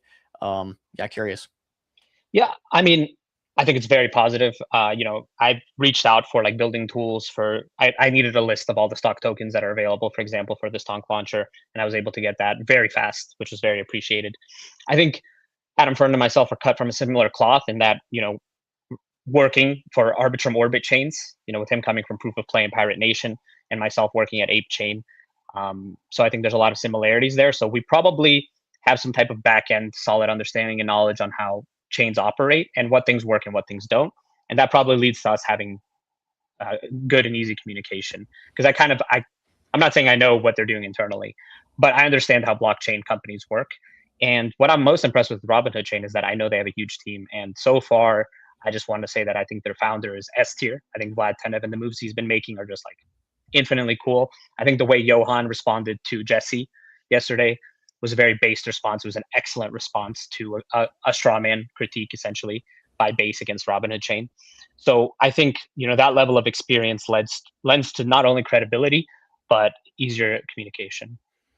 Yeah, Josh knows I've been a long time supporter of Vlad as a CEO of Robinhood for a long time. I think he's a very innovative person, being some of the earliest people to bring private equity kind of on chain with SpaceX and OpenAI and Anthropic. And I think just the push they've made to bring financialization to retail has been second to none, clearly. So I'm bullish on Robinhood as operators as a whole. With that being said, I kind of want to talk about how you think about the Robinhood builder community. We know builders want to build something where there's going to be distribution, right? And we know Robinhood has the distribution. They have the people to build for. How is Robinhood, in your opinion, looking at crypto, looking at their layer 2 and looking to really foster this builder community, as well as like bring that to their massive retail customer base to really benefit like the experience you have on Robinhood? Yeah, so I think this is a really important question, because essentially right now you could create some of the best products in the world, and the Poly market, broke through that barrier. But the onboarding process to crypto, where you have to download a smart wallet, MetaMask or Rabby, and then start using a D app is a very large filter. I think it's like trying to get a woman pregnant while wearing 2 condoms. It's very difficult, right? It doesn't happen. Not a lot gets through, and it's the same as if I invite you to play basketball and I have to explain the basketball to you for like 10 hours. Right? It's like, fuck this game. I don't want to play basketball. That is the most. That's the first analogy on MCG that I've ever heard. Like, we're the sperms that got through, guys. That's us. That is true. I mean, theoretically, everyone is the one that got there. So I mean, but imagine if you're the guy that got through 2 condoms on top of the 1 in whatever trillion that's chance. I mean, that's a crypto trader, on chain, on chain, huge. But I think Robinhood has this cool thing, right, where they have an app. They have that direct distribution funnel that essentially eliminates that filter. And so I can see a future where all of the apps that are on Robinhood chain are usable through like Robinhood Wallet, Robinhood app, maybe hopefully one day, them essentially enhancing that distribution flow. And then the assets that are on chain get extremely interesting, not to mention the fact that they have this switch where it's like list the token on Robinhood. That's immense power. And I think that's one of the reasons you're seeing the major speculation on any project that gets followed by Vlad himself. Is this sticky? Does Robinhood stick? Oh, for sure. Stock tokens are the key by far. It's 99% of the weight I put towards the future of Robinhood chain is on RWAs. And the memes coming through Robinhood chain, the fact that they can be paired with those RWAs is the most interesting thing that we've had in crypto in a long time. And I think crypto users have been moving towards RWAs anyway. Solana's top performing protocols are ones linked to RWAs. They're Pokemon Gachapons. So why would people also not want stocks? People like stocks. People like Pokemon cards. These are highly liquid assets that are highly desirable. And crypto users kind of want to hedge a little bit because they're already participating in an extremely risky ecosystem. I want to ask you about that because it is really crazy. I mean, if you look at Robinhood, we saw in the early days there was almost no RWA exposure on Robinhood, but then we saw gold launch, we saw silver launch, we saw oil launch, and all of a sudden you had a 24/7 tradable market for assets that were typically illiquid and inaccessible. And all of a sudden now 35 to 40% of hyperliquid's volume comes from RWAs. Same thing with Solana. Solana, for the longest time, was a meme chain until recently we saw the volumes go from nearly nothing to 6, 7, maybe 7 billion at this point in spot RWA volumes based on, Sunrise and X stocks and pre-stocks kind of bringing those to the availability for Solana. With that being said, do you think we're pivoting to RWAs and stocks at a top? And I know that kind of contradicts everything I just said, but it feels like everyone is now focusing on crypto, maybe because crypto's performed so badly. Is this like a top for RWAs or stocks short term? And are we making the move at the bottom? No, look, but that's the point of crypto has always been to be the replacement for the financial layer of the world. It just got lost. We got bored, so we started creating meme coins and gambling and playing liquidity musical chairs. I think this was always the point, and that was the vision of DeFi. When DeFi gets so good, you'll be using it and you don't realize you're using it. And so Robinhood chain stock tokens are a step in that direction. The off hours trading and that token, that stock's price happening based on the stock token trading, that's a big deal, man. That's what crypto was made for originally. We're moving in absolutely the right direction. Definitely not a bottom, if anything. Yeah, but I'm saying, all these stock pairings, right? We just talked to Nate. Obviously, if I pair, my token to Nvidia, we've seen the equities market run so hot for the last 2 years, and crypto's underperformed so much. Is this the wrong time to be pairing tokens against stocks when we're kind of bottomed out in crypto? I guess was kind of my questioning. No, I think it's not the wrong time because it's driving attention and distribution that we need. It's making assets that are way more interesting because they're much more gamified, right? Because previously, you could obviously pair with USDC, which is stable, but you could pair with ETH, you could pair with BTC at launch, but these are assets that move together. Stocks, they move oftentimes opposite of crypto, and that hedge and that gamification lends to more strategy, lends to more options for builders, for creators. I think it's positive both ways. I think you'll see assets do well paired either way. But in general, I think it's bullish for Ethereum that there are stock coins. So I think they benefit one another, if that makes sense. The technology entering the space is one of the most bullish things we've had happen since, you know, people started trading on chain. I would tend to agree. And I think that's one of the better arguments I've heard in regards to, you know, even if we are kind of toppy on equities and bottoming on crypto, it's like crypto has historically moved together, right? On chain and off chain. You know, if Bitcoin goes up, on chain is going up too. So you kind of have a double-edged sword where if it goes down double as hard. If it goes up double as hard. Whereas you can kind of have more strategy here where if equities are toppy, but crypto's not, you kind of get the best of both worlds. So that's, you know, really interesting here.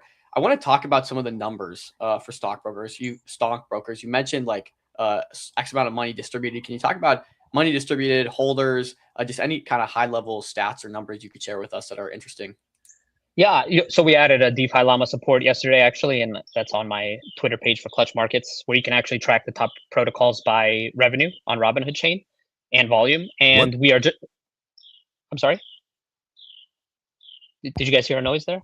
Oh, sorry. I think that must have come in on the back when I'm sharing the screen. No, you're good. You're good. Essentially, we're right behind virtuals and we're ahead of OpenSea for volume on Robinhood chain, which is super cool. Number 6. I think that's a great starting point for a project that's 4 or 5 days old. And I think that gives the community like this prospective vision of the possibilities. It's like, what happens when we turn on 3 additional huge funnels of potential fees? And I think that's going to be massive encouragement for people to go out and market our new activations when they come through. Because, you know, as an individual, as an inventor, creator, my voice has reach, but I think our collective voice can actually make a change where we can essentially move crypto more towards a merit-based economy and less towards like a KOL-based economy, which, you know, I'll make another metaphor here. Imagine if the World Cup was played by not the best soccer players in the world, but the people that you know, Dinero, Dom, or the people that Josh knows. It'd be a really shitty sport to watch. It'd be terrible, right? But that's what we currently have in crypto. The best products have been getting ignored for the sake of essentially pumping KOL bags or VC bags and stuff like that. This type of product, what stockbrokers is trying to push against that direction. It's very much, I think, aligned with like the original cypherpunk vision. Got you. And I'm thinking back to something I mentioned earlier too. We were talking about the fundamentals, how this thing works, the 10% fee, the stockbrokers, the NFTs. What if I just buy the token? Is it a one? You mentioned 1-to-1 with the stockbrokers. Do I still get distributions if I'm holding the token rather than an NFT? Do I get the NFT if I buy the token? So that's a very core component of the actual strategy itself, is that you have to swap your token to get an NFT to activate those rewards distributions. And the reason I want that is because my target audience for getting NFTs are people who are going to PFP those NFTs and become our decentralized marketing force. Talk to me about that. I mean, obviously that causes float to come off the market, which is always kind of bullish in terms of, you know, the less that there is to trade, the typically better price can perform. Do you have those numbers on hand? How many people have swapped tokens for NFTs and kind of taken that, you know, out of circulation, at least temporarily? Yeah. So essentially there's been roughly 1,500 of the 4,444 brokers activated. And so once people pay that activation tier, it doesn't carry with the NFT. So if they sell the NFT then on secondary, that value they paid to burn tokens is essentially lost. So it's a very strong incentive to hold long-term. So the people who are activating brokers are people who are long-term believers in the token, the protocol itself. So far, the numbers are very good. Like I said, we've burned close to 10% of the total token supply, and 1,500 brokers activated. I think is a very, very solid start. I think that'll continue to push higher. And the dips people so far are using for opportunities to activate more brokers, which is burning more tokens. So that is a key component of the flywheel itself.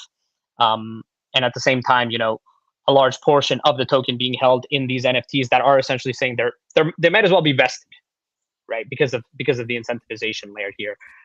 That is, I think, bullish for the token trading itself. And I think we're the number 3 most liquid token on Robinhood chain if you look at that. Oh, wow. Specifically. Yeah, I mean, just on deck screen, I see 1.5 million in liquidity, but I'm sure there's maybe other liquidity pools out there too.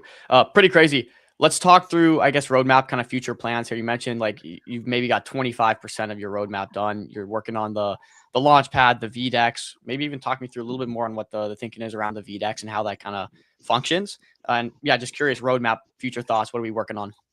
Yeah, look, Pump Fund launched its own DEX for a reason, because DEX is earn massive revenue. It's a great moat. It's especially when you already have a user base that's going to trade tokens anyway. They might as well do it on a DEX that's rewarding them. It's like buying local, right? And we're able to scale with that property. I also think being a strong VDEX, it's excellent DeFi technology in and of itself, especially in a high volume chain like Robinhood chain, and especially on a chain that has stock tokens that are also available to trade.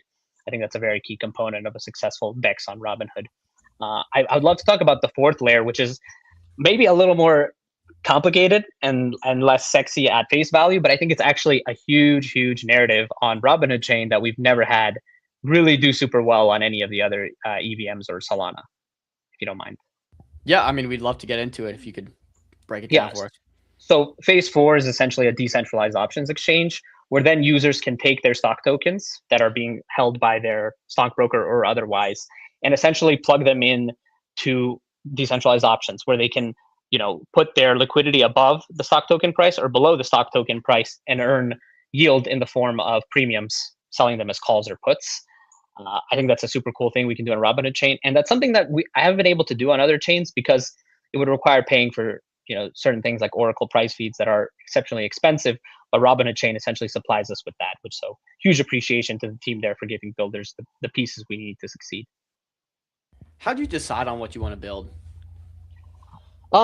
There are things that I think are in general the future backing of financial technologies, and I try to lean towards that. And I also am looking directly at where the meat of the revenue is in crypto. So I think the best marketing in crypto is actually NFT people. I think the best revenue in crypto is obviously token swaps, perps to an extent. Options, I think, can usurp perps for stock tokens. And I think a lot of people trade stock options for a reason. And the thing is, with the decentralized options exchange that I'm building, it's going to essentially equate to leverage without liquidations, which is super important. And it's something that we've struggled to achieve in crypto. This is interesting. Why haven't options gotten product market fit on in crypto? I think it's because they're slightly more difficult than pulling a leverage slider, to understand as a whole. But I think that the elite leverage traders of the world trade options more than they trade perps. Yeah, of course. Is there any, I mean, you traded on DopeX back in the day, which of course I definitely remember, but is there any other mechanical reason why options haven't really, at least on-chain options? I mean, there's the off-chain options exchange. I forget the big one, but Deribit, yeah, that's it. But is there any reason why on-chain options haven't taken off? Yeah, I think in general it's because you could trade options maybe on ETH or BTC, but everything else is extremely illiquid, and options require that liquidity to capture essentially that value. So it's silly to trade an option on a token that only has like 200, 300K in liquidity, because your option could exceed that value of that liquidity as a whole, for example. While with stock tokens, these are extremely liquid assets, and these are things that we can build options technology with. And I think it's something that people are sleeping on. But long term, you're going to see the rise of this more and more, and Robinhood chain will be the first chain to capture that value, in my opinion. This is a good question by Crypto Jones, and actually, I'm curious, why do you think Robinhood chose to build on EVM versus something like Solana? Well, look, Arbitrum L2s are excellent. They offer a high level security. You saw what Arbitrum did with being able to withdraw funds from the hack situation with their security council. They're also extremely cheap and they're extremely fast. And Arbitrum One is deep in working with the US government to make sure these regulatory pathways are healthy for crypto to develop. They go to Washington, D.C. on a regular basis. Follow AJ Warner. You'll see him there. He posts pictures there. That's a key partner for a Robinhood. Yeah, I've met AJ a few times. Really nice guy from Toronto as well. Very cool. Yeah, I mean, I remember Arbitrum back in the day. It was a lot of fun, but man, the ETH L2 thing became very really kind of convoluted and lost a bit of the narrative. And then Solana took off for the last couple of years, but it looks like Robinhood's come. I don't want to say saved the day, but in some ways, yes, Robinhood has been a big windfall for the Ethereum narrative broadly. It made me bridge back some soul to ETH. I will not lie. I see Arbitrum One as more of a tech company than a like a Solana. And I think that they're scaling, trying to use the technology, and they've done that really successfully with Robinhood. And I think it's probably going to be only one of the first examples. And it's a great example we have because Robinhood already has speculatory aligned users who trade stocks. But Arbitrum One is just playing the long game, and I think they're doing it in a very smart, high level way. They've been earning revenue even without crazy volume of people trading meme coins on their chain. So they have gotten very little attention, and they've achieved massive success. I don't think that's very easy to do in the space. But yeah, now we even see 10% of Robinhood chain revenue is going to be going to Arbitrum. Yeah, we talked about this pre-show. I'm pretty bullish on Arbitrum and what they're building, to be honest. I want to even walk it back to, how important is it to be early in new launch, or not new launch, but how important is it to be early in new blockchains? You kind of mentioned these buckets and gaps are going to work in. Okay, well, we can do the VDEX, we can do the launchpad, we can do the options platform. Even if just one of them hits, you've got an extremely profitable business on a brand new chain that looks like it's promising. Is that kind of the thinking here? Hey, let's just fill all these different gaps that we know are important for blockchains to function. It's already on Base, it's already on Solana. Let's fill those, do it better on Robinhood, and like being early is going to be very monumental in kind of establishing ourselves. Look, my thing is that I worked for a crypto company, and then we had this like monumental goal. It's like, how do we fix this token or whatever, this NFT? How do you make that price go up? How do you increase the user? How do you get those good metrics going? And the foundation of all those problems was that essentially there is no path without this proper retail distribution that Robinhood Chain is offering us now. For me, it's not just about putting out as much product as possible. It's about experimenting and having fun. I genuinely like the challenge of building a decentralized options exchange. I like the challenge of building a VDEX. I built a cross-chain volatility farming protocol. That's the most complicated thing I've done before. That's like Peapod's finance, but cross-chain. Yep. And these type of things are a challenge to build, and they're fun.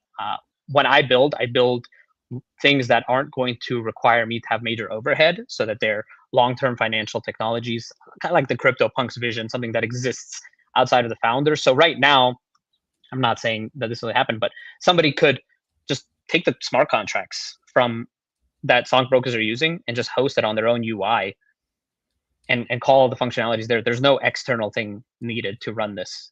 Essentially, it's something that's going to be permissionless and exist on blockchain forever. And I think that falls into Vitalik's vision of what this is supposed to look like too.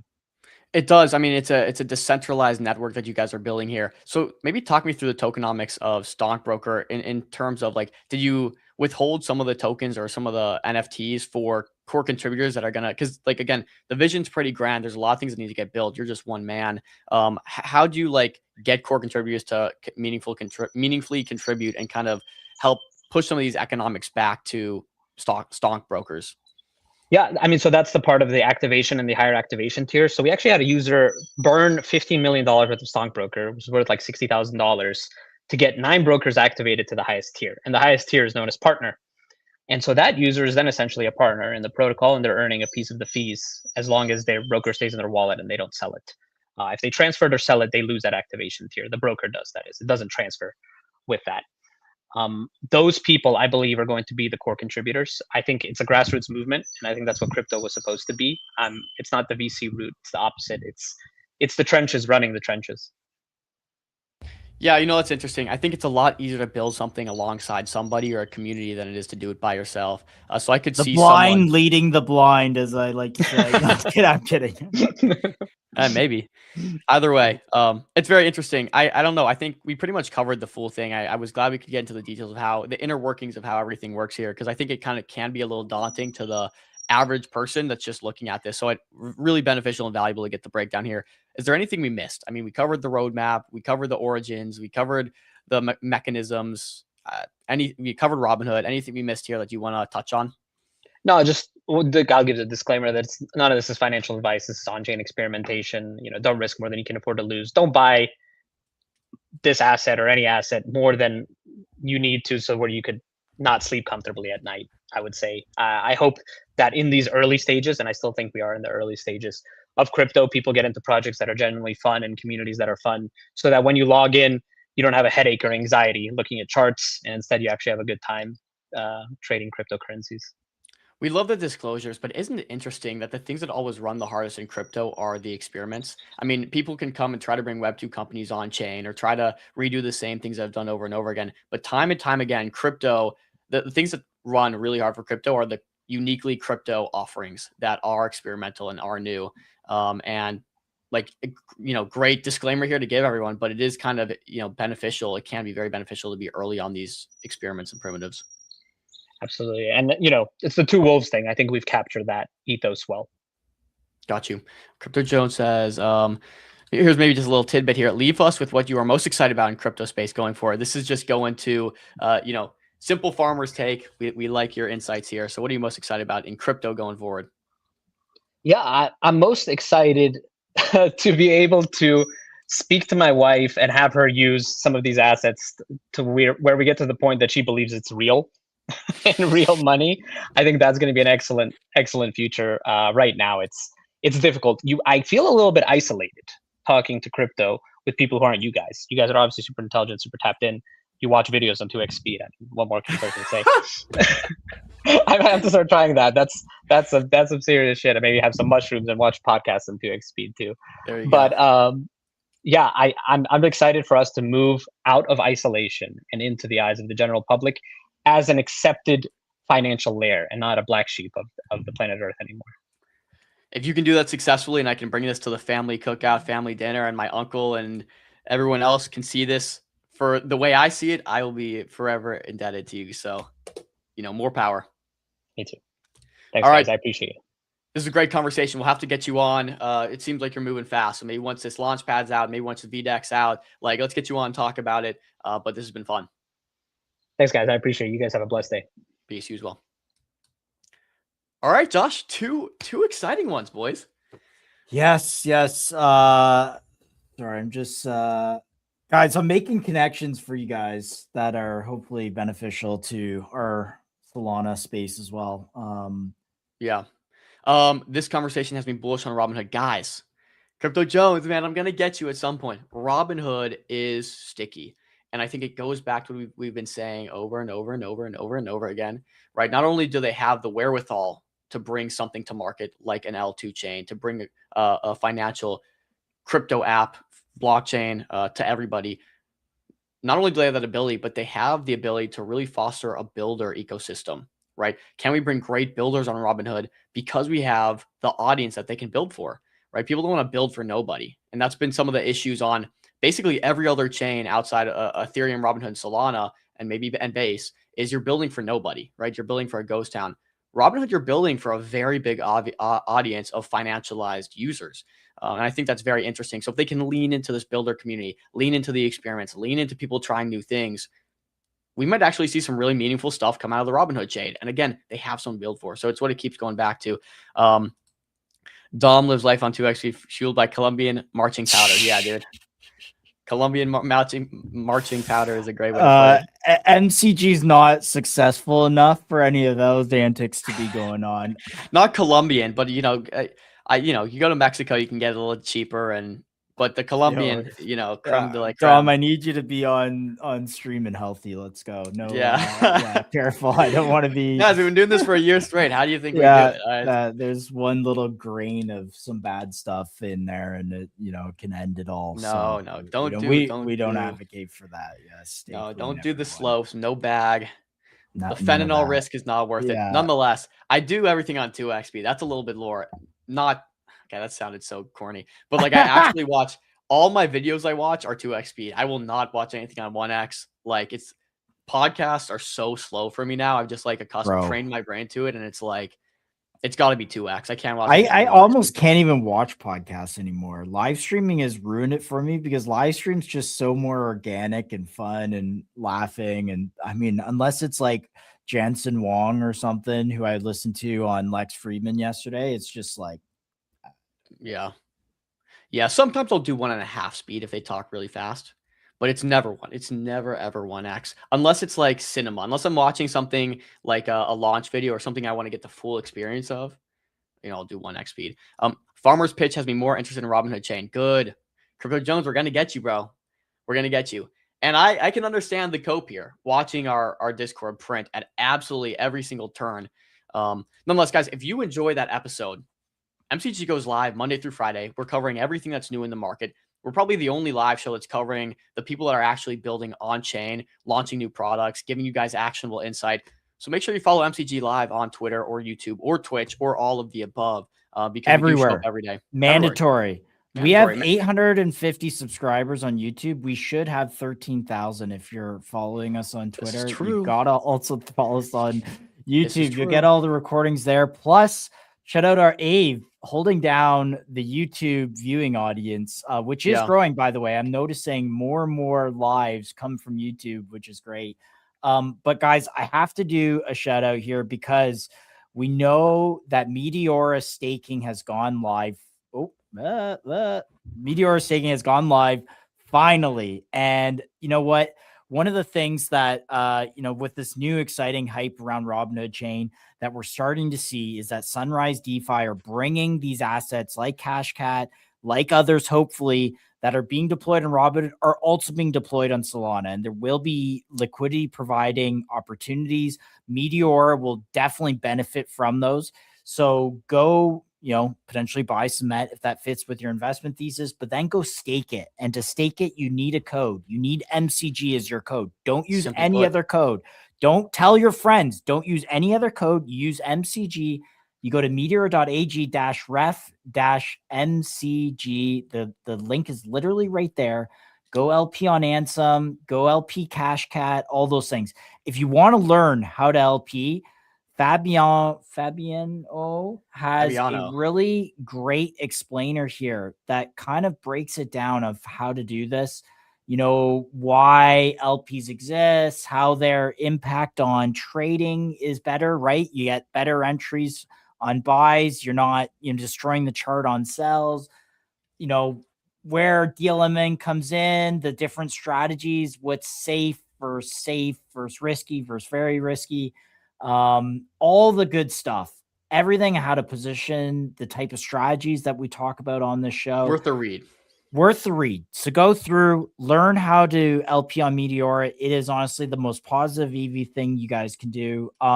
As well, I am still checking DMs on Discord or on the MCG hidden DMs. So if you want to get into Discord, we don't give out the link publicly. The only way you can get in is by commenting here in the chat and then DMing MCG Live. And there I will go check out those hidden DMs so you won't get lost. And I'll get you the link to Discord.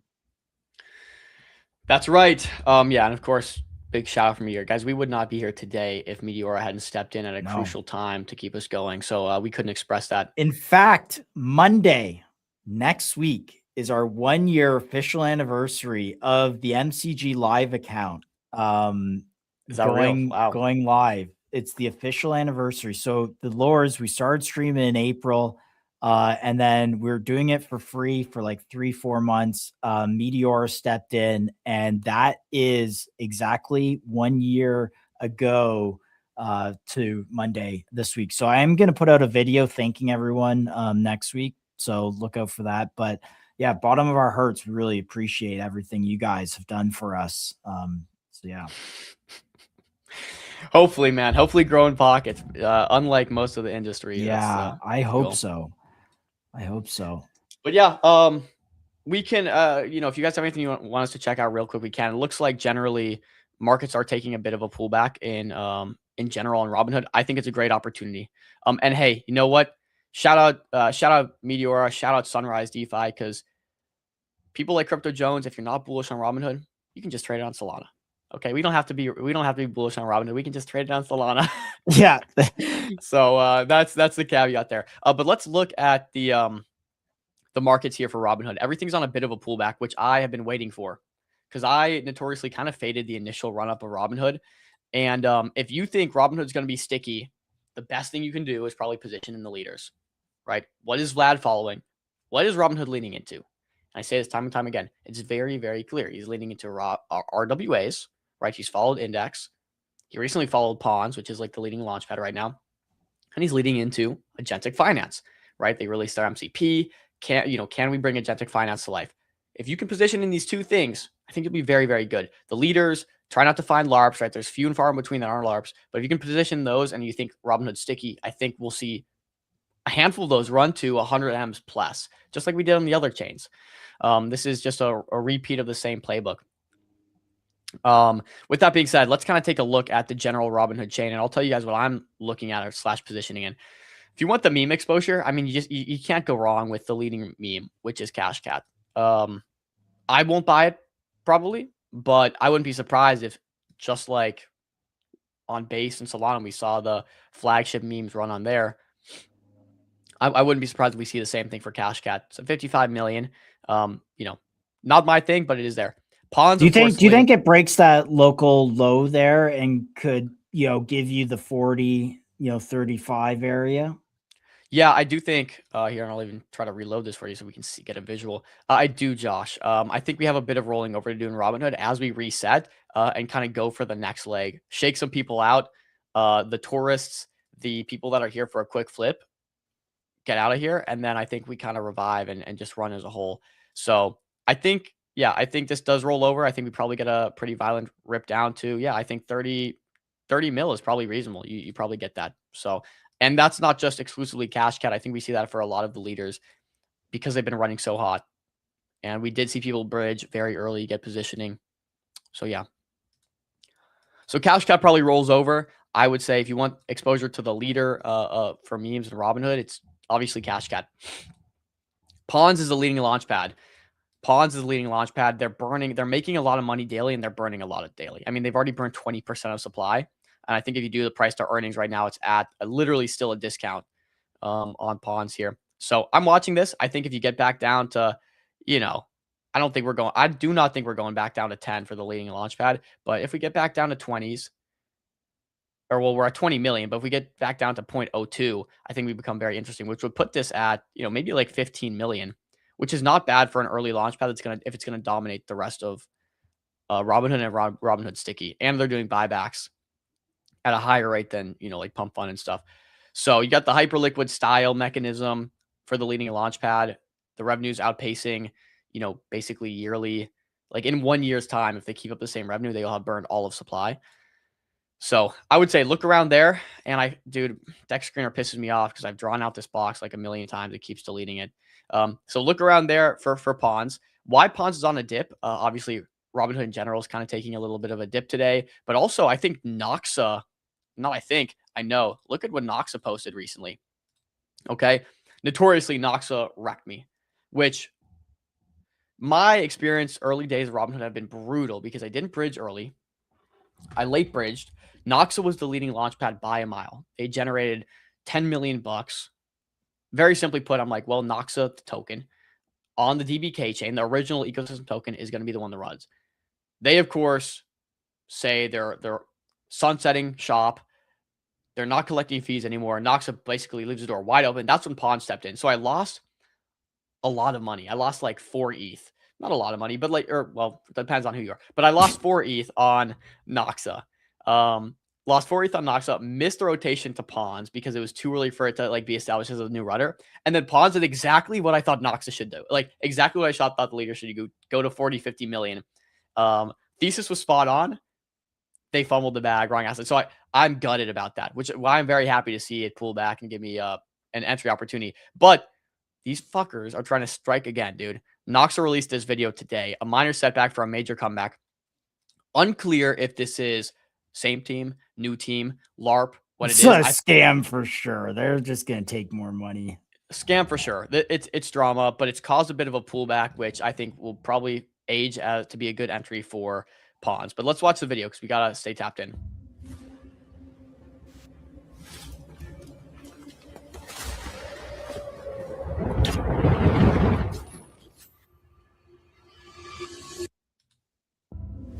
Okay. Nox is back. Let's see what the tweet says. Tweet says a minor setback for a major comeback.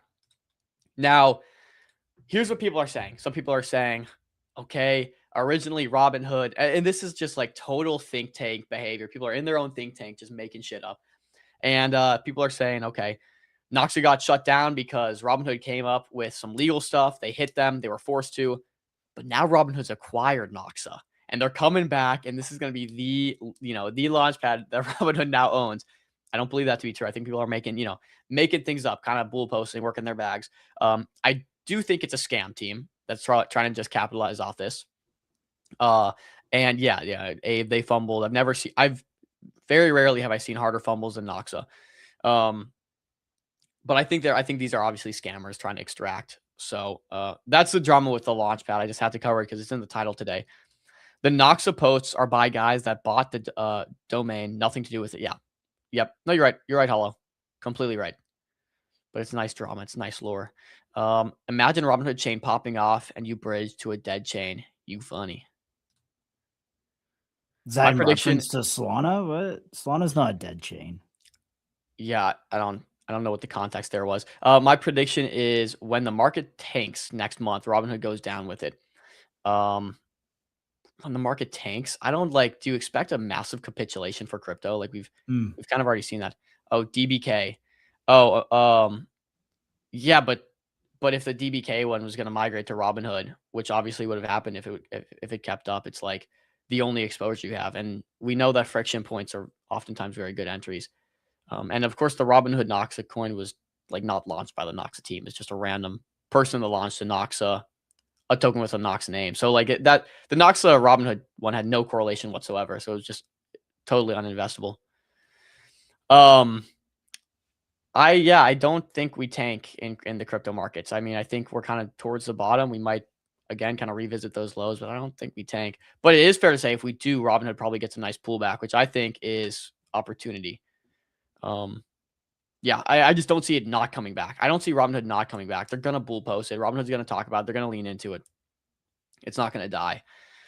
So yes, with that being said, Pawns I think becomes a good entry on these dips.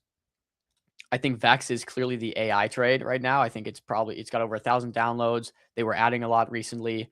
So Vex becomes an AI trade. I'd keep watching this. Get your entries there. Index. Yeah, Index very clearly is the RWA play, followed by Vlad, got up to 60 mil. This is already getting cheap. I think it actually probably drops a lot more for people that are impatient, but I am a buyer of Index. And I might be asking for too much here. But if we get down, we're at 10 million now. If we get down sub 6, I think that becomes a really good accumulation. This is distributed over $1 million to holders already. Karma I really like just because I think the narrative's strong. And they're going to lean into RWAs a lot. But, probably not a leader for the launch for the Robinhood eco. I think stockbrokers is interesting. I think we do need an NFT. Again, hard run up over the last couple of days. I think we kind of rotate. Potentially an opportunity if it comes a little bit lower. Sherwood. Wow, Sherwood's just continuing to cook, do very, very well. The team behind this is really, really good. So Sherwood's what I would watch, not bidding here, especially when everything else is dipping. But if it dips and gives a reasonable entry, I think 60% of supply is circulating. So 25 million is not accurate. I think it'd be closer to, like maybe 15. But Sherwood's one to watch. Outside of that, we got a worker coming on the show Friday. This is down bad, but I think the guy's been building. So we'll see. Vim has not died yet, but it is at lows. This is also kind of similar to Index. Same thing. If Index gives a really good entry, I wouldn't buy Vim, which I feel like is more of the beta.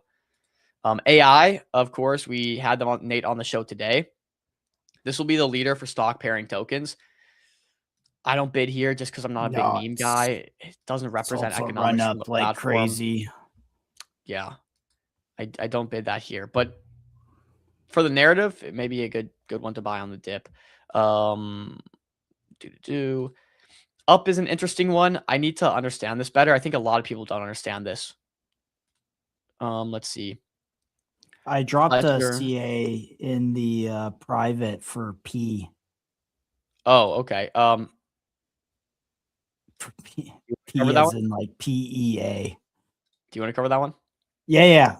Because I saw some people trying to figure out on the timeline if here, just open it on your screen. So this here is just because they reached out to us and said, hey, we're launching on Robinhood. This is the Bean guy. Bean mining on Base are these guys. So if you click on their website, Dom, which I already have done, but if you click on it, it will go to their like mining thing, and they did a bit of a different setup here. It's like a hexagon, or what is this? Not a Yeah, hexagon. something Is like that. this 1, 2, 3, 4, 5 points. pentagon? Is it a pentagon or is that a building? Yeah. Anyways, a I hexagon don't know. here. And you can see that on the top left there, the kind of the metric to always watch with these are how much ETH are deployed to the grid. So you can see, I think they're 10-second rounds, it feels like, but you have, $6,000, 3 ETH deployed to the grid, which is significant. So yeah, there might be some catalysts that these guys talk about and announce, but just, I don't know, another one of these kind of Ponzi ones. I don't know, 6 million. I was kind of like, it's too expensive already. I feel like it's expensive, but Josh might have nonetheless, just broken the news. I'm not sure if they've actually announced that this is like the Peace team. So you might have just gotten some exclusive. there you go. If they haven't, it was on the timeline. People were talking about it. So, yeah. Yeah. Cat's out of the bag. Maybe they didn't tell us to not say anything, so it is what it is. But yeah, so there you go. Mining. I mean, we'll see if it takes off or not. Mary Man, this is one that popped up the other day. You always gotta do that, eh? I just don't know. I didn't think we could talk about that, but hey, whatever. It is. They're on the timeline. Go look it up. Mary Man. What do you mean? Why do you always do that? What am I doing? What am I always doing? Yo, just exposing for no reason. I didn't Literally expose. no reason. I was doing the opposite of expose. You were doing the exposing. Nonetheless, Mary Man. This launched the other day. Apparently, it's like some dev that's deep in the Solana ecosystem, building something on Robinhood. People potentially followed by someone on Robinhood. I don't remember all the lore, but it popped off yesterday to, is that 500K? Yeah, 500K. Now it's back at 100. So I have no idea what's going on there, but that was one. Fire, we had Sandra on the other day. This is just kind of, range bound. This one looks like actually pretty bottom. This looks like a pretty good chart to bid, to be honest. I mean, it could die and nuke, but it's this whole RWA stock distribution narrative, which is a little overplayed. Now we're seeing a lot of people do it, right? Started with index, we distribute a bunch of stocks. Stockbrokers does it. Fire does it, right? So like going down the risk curve at this point of basically kind of repeats of the same thing. Though this one has some mechanisms that reward you for the longer you hold. Talk to Sonder. It's a good onboarding thing. Again, chart looks really good here. I'll say that. Narrative's not extremely unique anymore these days. So, which is why I say just bid the leader, because once everything gets convoluted and we start saying 10 of the same things, which is hold our token, we distribute stock to you, you just kind of got to go with the leader. Yeah, and guys, keep in mind, everything is supply and demand, project supply and demand. Right now, we're seeing the supply of projects come online. Everyone's deploying on Robinhood. I don't think the demand is growing the same speed that deployers are growing on Robinhood. So that's where you're seeing a lot of this dilution. And this happened in NFTs. It's happened on Solana. It's happened on a Pump Fund Eco, on the Believe Eco, like whatever Eco, you name it. You get the initial run up and then everyone mass deploys stuff. And then there's just an infinite supply of projects. Indeed. Ave, we allow Ave to send us any ticker he wants because, it's Ave and he's a goat. Brow, let's do it. So actually before Brow, I want to talk about Prize as well. Prize Fight, who we had on from the Virtuals ecosystem. They're also building like an agentic financial platform that you can use agents to trade. It's only been like 2 or 3 weeks in development, so relatively new, but I know Trissy, right? Friend of the show, Trissy, is kind of working closely with this team. So that's kind of bullish for me. So we'll see where they can take this. But again, leans into kind of the same thing that Vex is doing. They have, except you don't have to download it, I don't believe, but they have a platform you can go on, have agents execute trades, game plan, all that good stuff. So leaning into that narrative.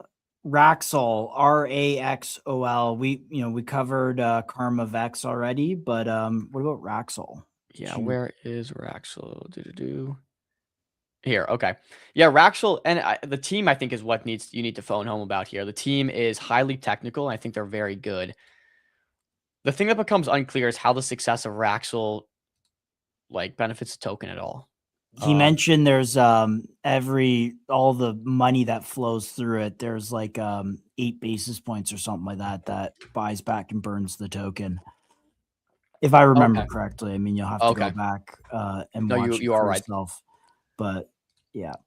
Yeah, I think the big thing was allowing agents to like interact from other chains with Robinhood, and they were kind of creating that bridge. There was a few things they were working on. It's kind of like a product suite, product studio, lab, if you will. So yeah, like that was more unclear. Was it's like specific positioning? We finally landed, and I drilled and we dug down and I was like trying to get out like what are they actually building? And he mentioned the Coinbase of basically on-chain trading on Robinhood. So anything you try and do on Robinhood, there's DeFi routes and integrations that they facilitate for that to happen in the rest of DeFi. Was what I came up with. Yeah.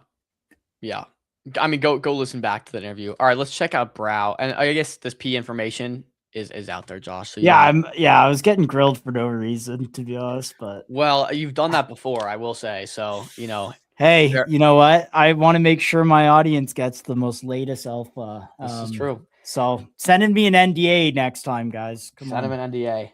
It's like a typer. We want to make sure we get you the right alpha, but also not cut off the scores. No, we don't disclose information we're not supposed to. So if it happens by accident, okay, Ave Brow. Now you said this is Brow. It's Robinhood security for AI agents. Interesting low market cap. I just don't know. And I've seen there was another one, P Hood, which is running for a while. It could be dead by now. Let me check. Which was like privacy for agents on Robinhood chain. Yeah, it's at 244K. I just don't know if this is a narrative that anyone cares about on Robinhood right now. Like, it's very clear what's going to run on Robinhood. Agentic Finance, RWA. And nothing else we've really seen outside of that has kind of run, which is why, and I know privacy is important. I don't disagree with that notion, but I just don't know if it's a narrative that has legs right now. But let's check Brow for you. Brow. And that's all saying before I've even seen what this coin is here. Okay, so fresh launch. It traded down at 40K for a while. There was some accumulation to be had. Oh, Eyebrow watches everything your AI agent installs and raises an eyebrow when something changes. It's a security scanner for agent skills, MCP servers, and plugins, detects malware, flags, unsigned code, and catches sneaky updates. Okay, so it's basically it is kind of in the agentic finance thing then, but it's more AI agents in general. So if you have an AI agent that's acting autonomously on your computer, this is a security privacy software or something that is on top of it that makes sure it's not doing anything that's going to basically wreck it or ruin it. And guys, we only let Ave give us 100K tickers because you never only know. Ave. Only Ave. You have to prove yourself out like the man, the myth himself. Yeah. But here, let's share their Twitter. And I guess in general, like in theory, okay, it's a good narrative. June 2026 thing. Click where the account's based. I always start there. Oh yeah, okay. Start there, yeah. Josh. Oh, North Africa. Okay. Not the best sign. Sorry to my African brothers out there, but hey, we look for jurisdictions with solid legal systems. Yeah. Okay, so they're African, which is, are they doxxed? Let's see. Undoxed African team is always a little bit risky, I'll tell you that much. I mean, grifters can come from anywhere, to be fair. Oh, yeah, of course. A lot of grift from places where, but yeah, it is the first thing I look There's also just clearly a demographic that grifts more. I mean, you just, turn a stove up. You're not going to keep touching it out over and over and over again. But yeah, so anonymous team. I think the concept is good, like in terms of you're going to need the security layer. But at what point do agents just become good enough to where like they already have that built in? Yeah, I mean, this is a feature that can be turned on natively. The platform. Yeah. Maybe I just don't understand it well enough, and maybe I'm missing something. Privacy is interesting because it's of the on-chain. Privacy is interesting because it's off the on-chain stocks too, not just the native coins. Oh, privacy is interesting because it's off the on-chain stocks too, not just the native coins. Okay. Not sure if I'm fully understanding that question or statement. When a skill sits untouched for weeks, changes and runs, Eyebrow catches that combination across every machine on your team and tells CL exactly why it failed. If it raises an eyebrow, you already know. We bring a next gen security for it. I think Eyebrow is actually good branding. Like I fuck with the branding pretty heavy. I would personally not invest in this just because I just don't think it fits the narrative. Although early stuff like this is running, like this may run up here from 100K to 500K and take a plunge. So not saying there's not opportunity, but I just don't think we haven't seen this narrative be hot on Robinhood, or no reason to believe it would be either. And I also think agents are just progressing so fast. I remember in the early days of AI agents, this became the issue. If you would buy an AI and hold it 2-3 weeks later, that advancement that it was innovating on would just be built into every AI. And I feel like security is going to be the same way. Like as we get into this world where agentic finance is more used and autonomous agents are a thing, they just need to function and be able to spot this stuff themselves. Like whoever builds the underlying infrastructure, that's, I guess, going to be white labeled to everybody. That's valuable. Don't think it's going to be Brow. Maybe I'm wrong, but don't think it's going to be Brow. And I think a lot of people just do this natively, and agents are going to have this ability. So maybe I'm mid curving it. My general thoughts, though.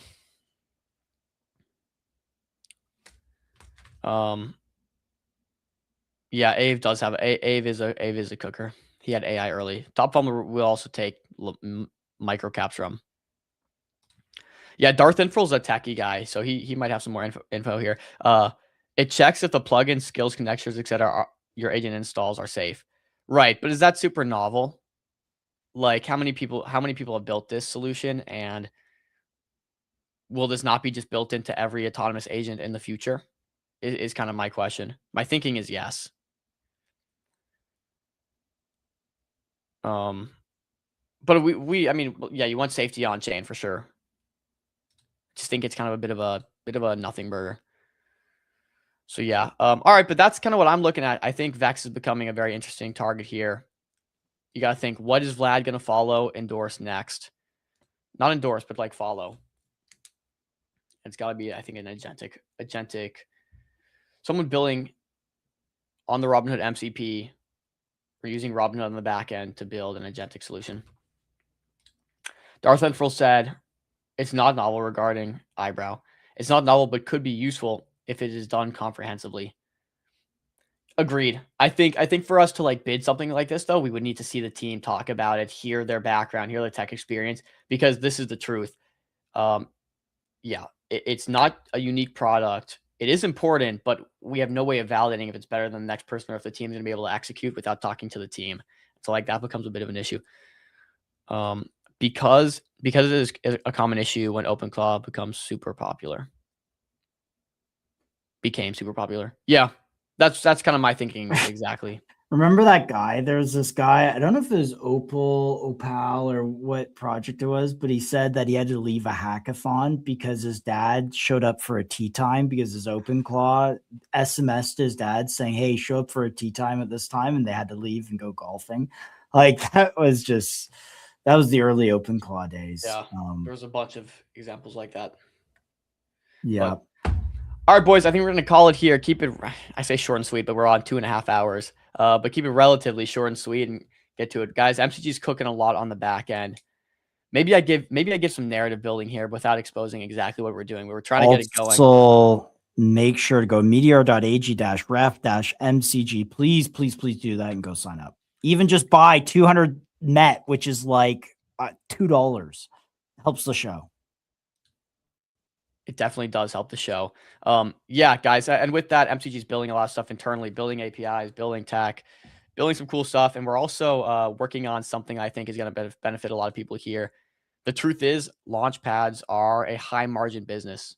And with the Robinhood wars, we're seeing a lot of this right now where it's who's going to be the next winning launch pad? And the truth is, launch pads have been let off the hook easy, I think, up until this point. They need to start supporting their ecosystem in a big way. And MCG intends to hold them accountable for this.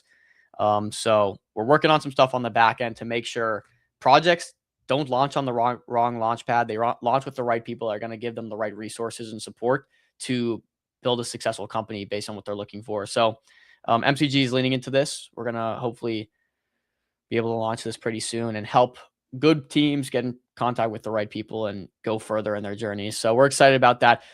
With that being said, guys, before you hop off today, make sure you're doing one thing if you're not already ready. Monday through Friday, MCG goes live every single day. We're at 12.9K. Jeez Louise.